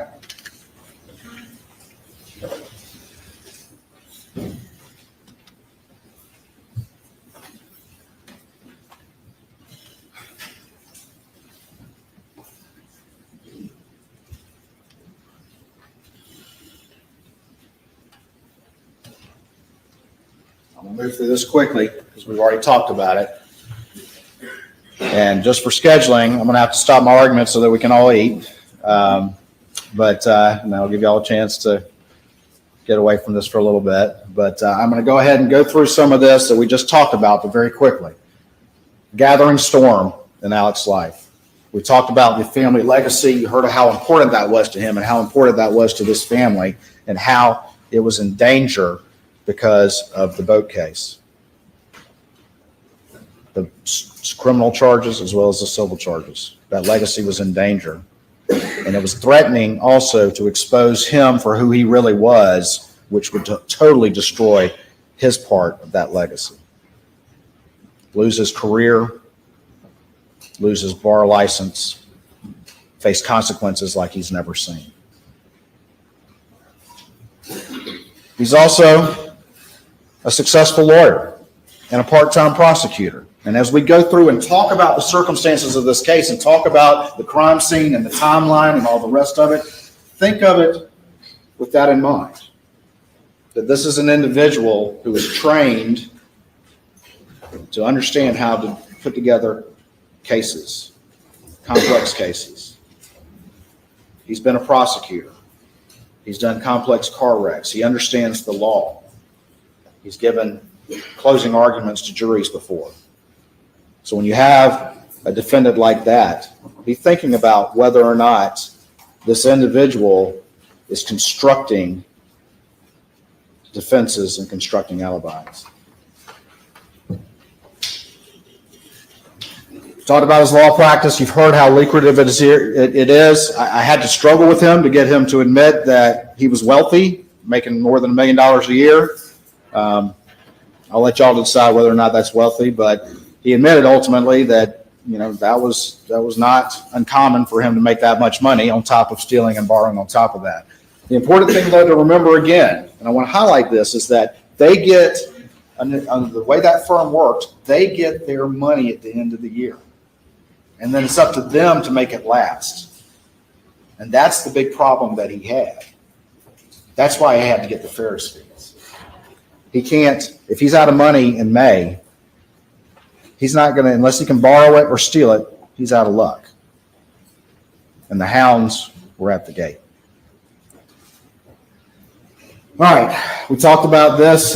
He's got, you heard, I think Jeannie described him as having intentional chaos. We had the land deals. He's servicing this huge debt load. He constantly needs new money coming in. And this has been going on for more than a decade, a constant hamster wheel. The stress and the pressure of that would be extreme because it's been going on for so long, always having to stay one step ahead of the game. Always having to beg, literally beg, borrow, or steal for over a decade to have the truth from being exposed. That's been going on all that time. The big cases, his partners think he's straightened it out and paid off his debts, but he hadn't. He's getting paid millions of dollars, but he's stealing on top of that. It's not enough to keep that hamster wheel going. So he borrows and he steals. The methods I mentioned, you got the PSB checks, you got the fake forge, you got fake business expenses, running the firm card, and from his family and his law partners. Each one of these depends on him being able to sit down and look someone in the eye and convince them that what they're doing is right, when in reality that wasn't happening. And all those clients trusted him based on those. And we sat there and went through that, and it may have been exhausting, and I apologize for that, but he couldn't tell you about one conversation that he had that stuck with him. That's how easily it came to him. Is that relevant to your consideration of what he had to say to you? That's for y'all to decide. Couldn't name one conversation. Just had that same answer that he had rehearsed. And didn't want to talk about any of those individuals who trusted him, as he looked you in the eye and asked you to do the same. Down to the bottom. It's not just the clients, too. It's his staff. They're doing the paperwork. They're filling all that out. He had to fast talk them as well.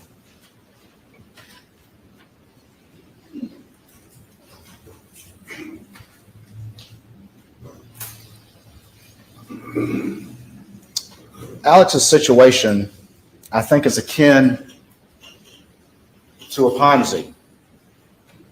And a Ponzi's kind of like a pyramid scheme where it depends on new money coming in to pay old investors. And it works. It'll work for a long time as long as you can keep that money coming in. But the second you can't, the second that you're out of options, it crashes and burns. That's how every Ponzi crashes and burns. And that's the situation that fundamentally his finances were like. And that's the situation that was arriving in June of 2021, when he was at the scene with the victims minutes before they died and lied to everyone he would listen about. A gathering storm. The boat case, other factors that were arising, each one leading to that inevitable day of reckoning. You had the trial lawyers conference where he was confronted. Mark Tinsley was confronted by Alec. Alec, of course, denied it. Everybody's lying on Alec. Alec's telling you the truth, even though everyone who knew him had no idea who he was. Everyone. No one knew who he really was. The people who came in here and said, we thought this about him, not a single person knew who he really was. That's how convincing he is. But he denies this confrontation when Mark Tinsley was like, he bows up on Mark Tinsley. He's like, what you doing, man, about the boat case? And Mark says, you're going to have to pay money to the Beach family. Millions of dollars. Alec doesn't have that. He's barely one step ahead of the game at this point. He doesn't have insurance coverage anymore, or at least not a big umbrella policy. And why? Because his insurance company dropped him after the Satterfield case.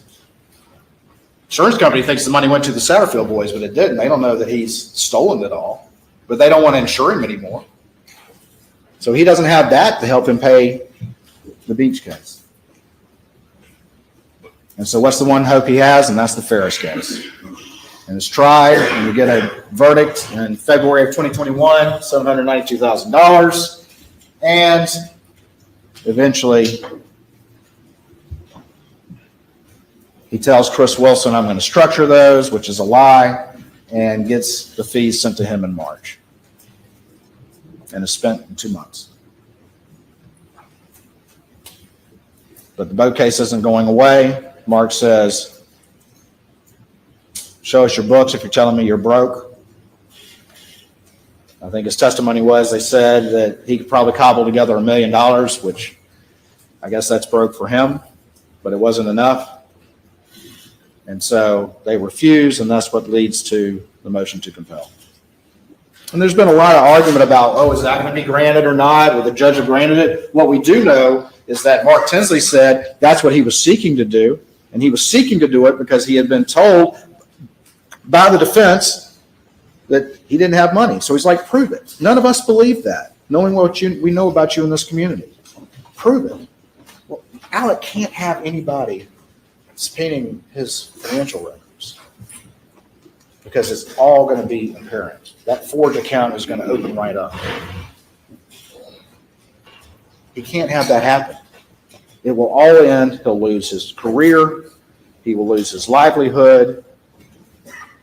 He will face investigations and consequences like he's been able to avoid his entire life. But if he can just stay one step ahead, just 1 month longer, 1 day longer, then he's never going to have to face that accountability that he has to face.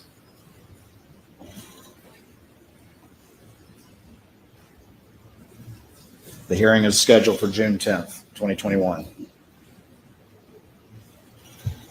And no one's here to argue to you that it's definitely going to be granted. All we're arguing to you is what the witnesses said they were intending to do. And as you've seen in court over the past 6 weeks, things happen and a process starts. And once that process starts, there's a conclusion to it. There's a conclusion to that.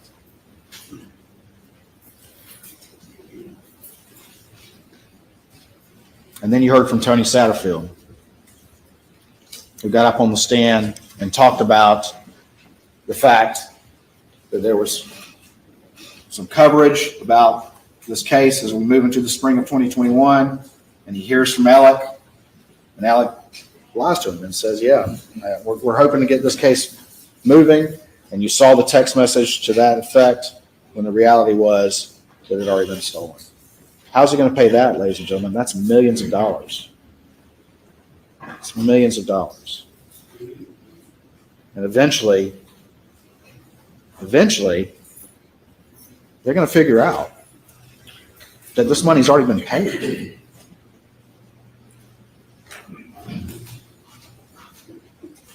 The insurance company thinks it's gone in the right place.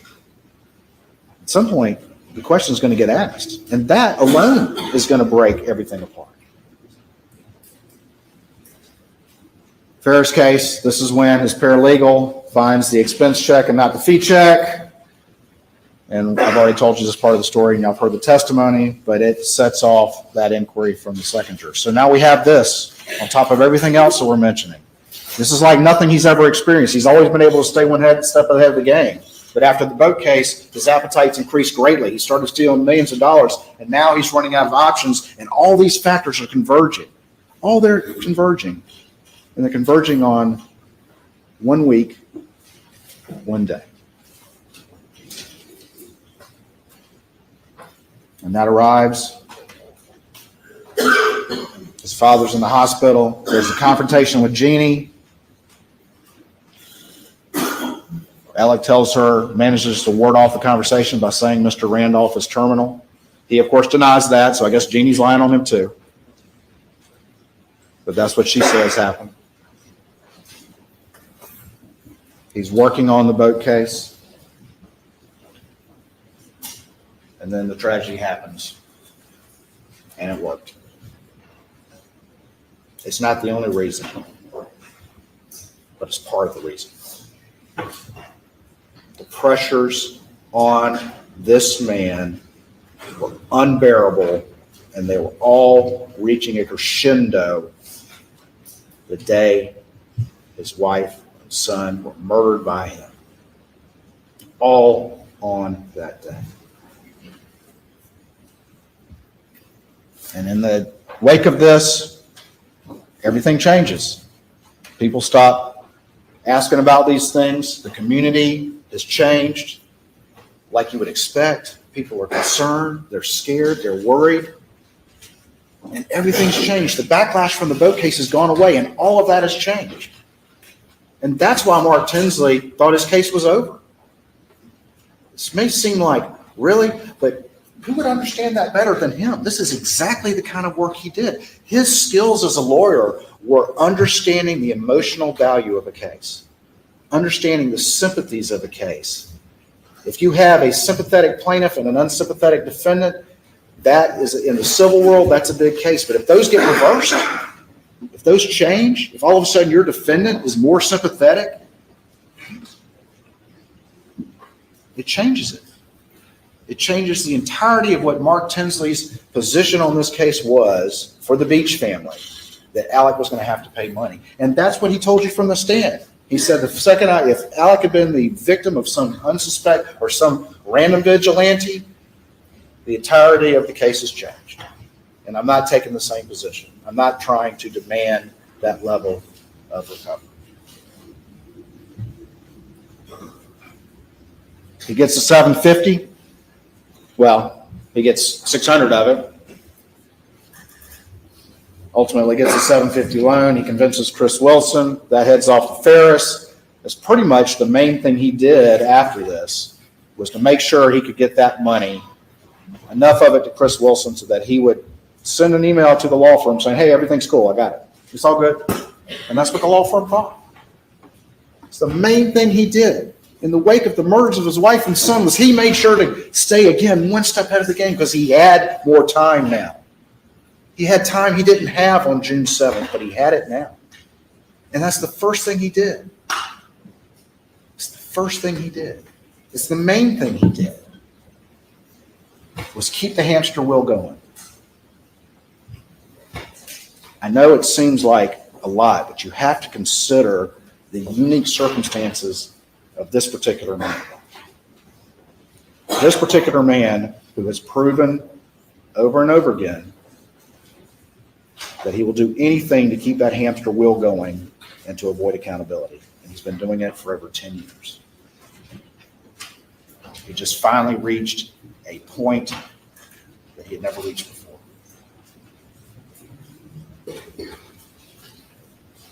Of course, the hearing on the motion to compel gets canceled. Who would go forward with that in the wake of what's happened? That goes away. It doesn't. I think you heard from the testimony up there, it doesn't get rescheduled till long after everything crashes and burns in September. It doesn't even get rescheduled in the wake of this. You don't have to worry about that either, and the potential that had for exposing who he was. Because the second somebody looks at his accounts, the second his own partner, Danny Henderson, looks at his accounts as in representing him and says, well, let me see him. He can't do that. He can't do that. He can't even show them to his own partner. Because what's going to happen? They're going to see it too.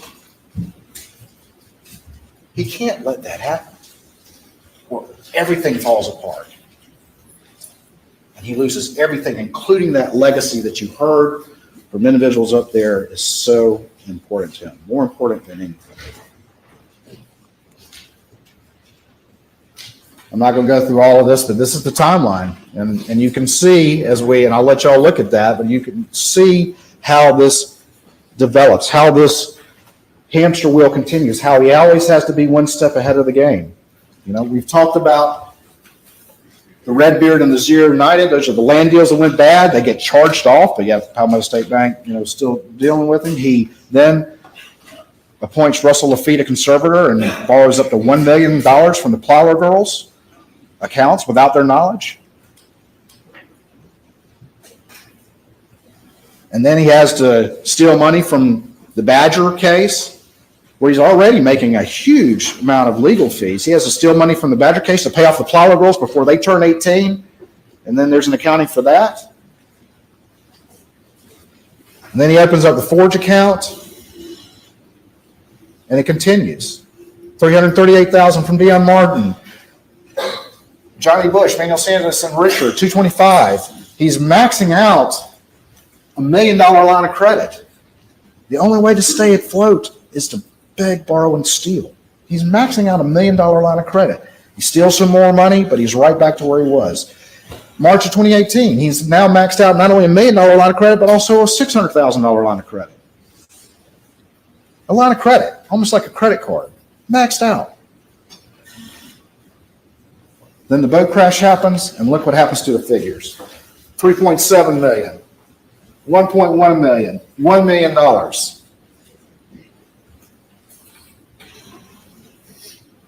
And then you have the double homicide.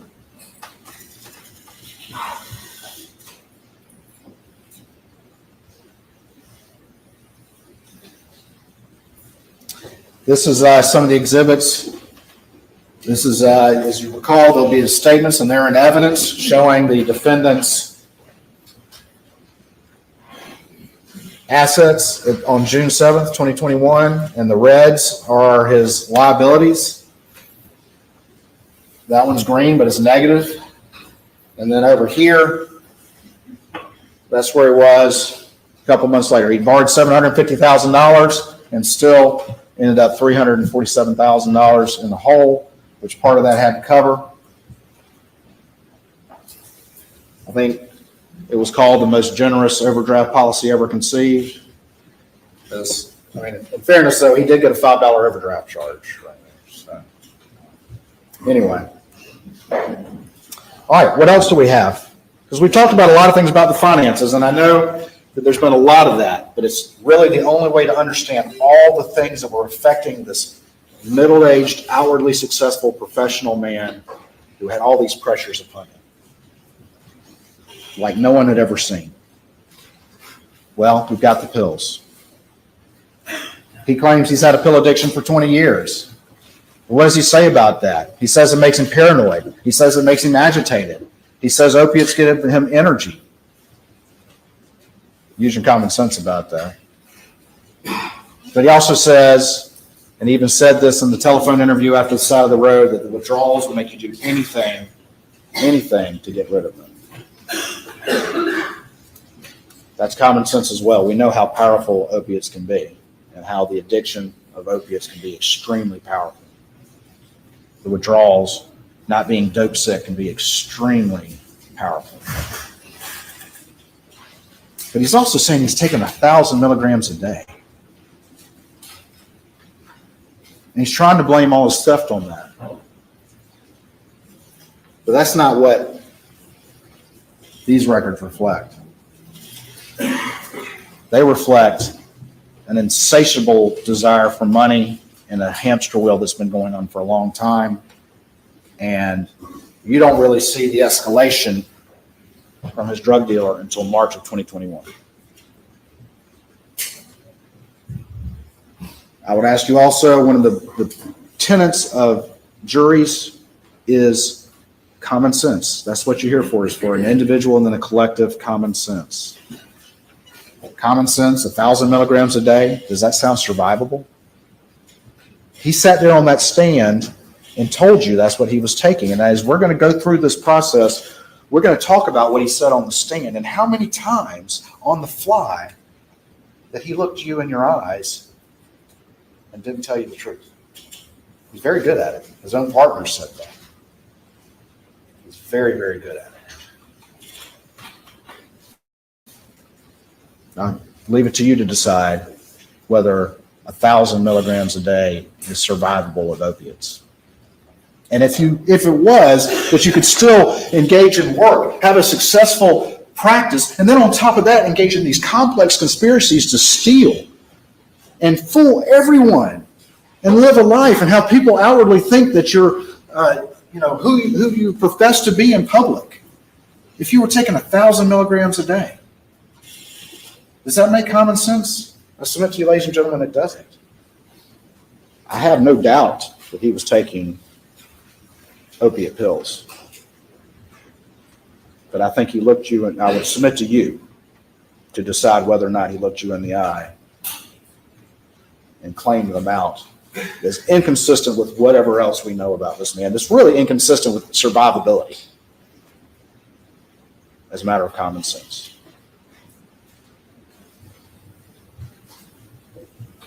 He can never function at the level he's been functioning, keeping up with these pressures, staying one step ahead for over a decade if he was taking that much dope. I would submit to you.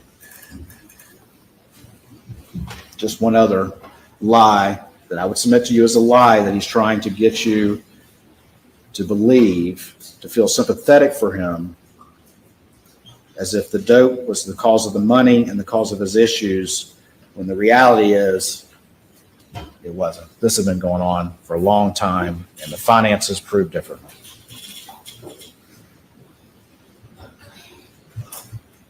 But what else about this? You've seen the interviews. We're going to play some clips of these interviews, but I'm not going to play them all for you again. You've watched them. But if you have any questions, go back and watch them. He talks about being paranoid. Listen, watch those interviews when he's with Dave Owen. He doesn't look like he's withdrawing from any drugs. His responses are appropriate. He's not in displaying any paranoia. He's smooth.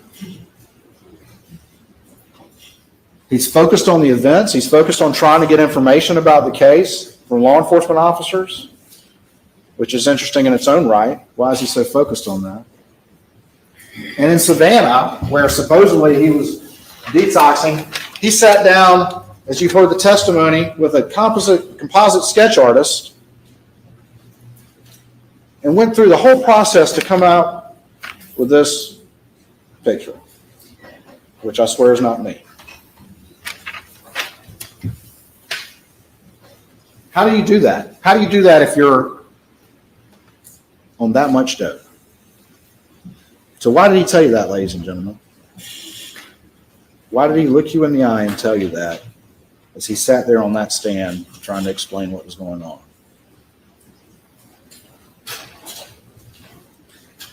It's interesting also that in one of the interviews with law enforcement, there were 3 interviews, June 8th, June 10th, and August 11th, before we get to the side of the road, that he mentions that Paul was a little detective. That's very interesting for him to mention that, because you heard from Marion Proctor, Maggie's sister, that Maggie called Paul that, the little detective, specifically in reference to Paul paying attention and trying to keep Alec from taking pills. Why would he bring that up? That's an interesting thing to bring up, because that was what that was in reference to. And what do we know? We know that in May, if we talk about all the pressures that are coming upon him, all these financial things that we've talked about, this exhausting hamster wheel that's been going on forever, the need to beg, borrow, and steal to stay one step ahead, and he's running out of options there. On top of that, we know in May that Paul sends a text to him saying, "Mom found some pills. We need to talk." Mom found some pills and we need to talk.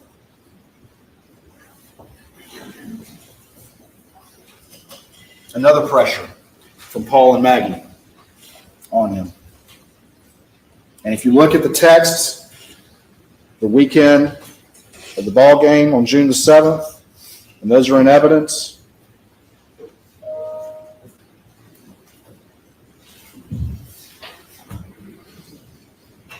Alec is not at the game. And he's texting back and forth, and Maggie's like, don't come if you feel bad. And he's like, well, I think I can get a late checkout. And then he's like, at 1 o'clock, they made me leave.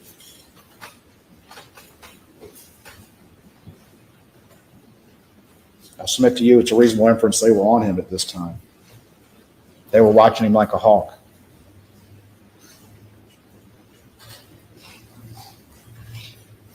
Opiates, the most powerful of withdrawals. And everything's coming to a head, including this as well. Run out of money, running out of options, doesn't get paid in any significant way until December, already stole the Ferris fees and spent that money in 2 months, has an expensive pill habit, and accountability and consequences will undo everything in his life, everything that is his self-identity, everything, the only things that he cares about. He doesn't care about lying to his partners and his family and his friends and his clients if it will delay accountability for him. He'll do it in a heartbeat. And all of that is about to be undone. We're at a good stopping point. Yes, sir, Your Honor. All right. Ladies and gentlemen, we'll take 1 hour and 15 minutes for lunch. Please do not discuss the case.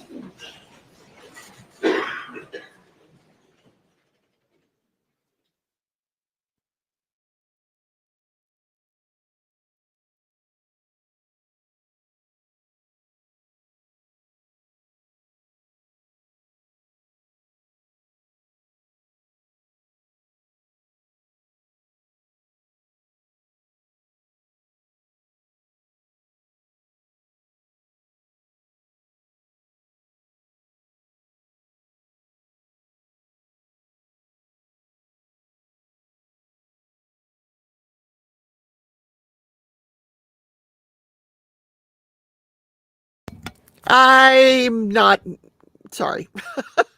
So what I was saying is Sherilyn asked about an expert testifying about functioning on the amount of dope that he was taking, 1,000 milligrams a day, which is ridiculous, that he would have destroyed his liver and his kidneys. And should we have had a medical professional testify about that? I think that would have been a good idea, but we didn't. So what time is it now? It is okay, wait a minute. What is it? 12:07 here. So I will come back at 1:20.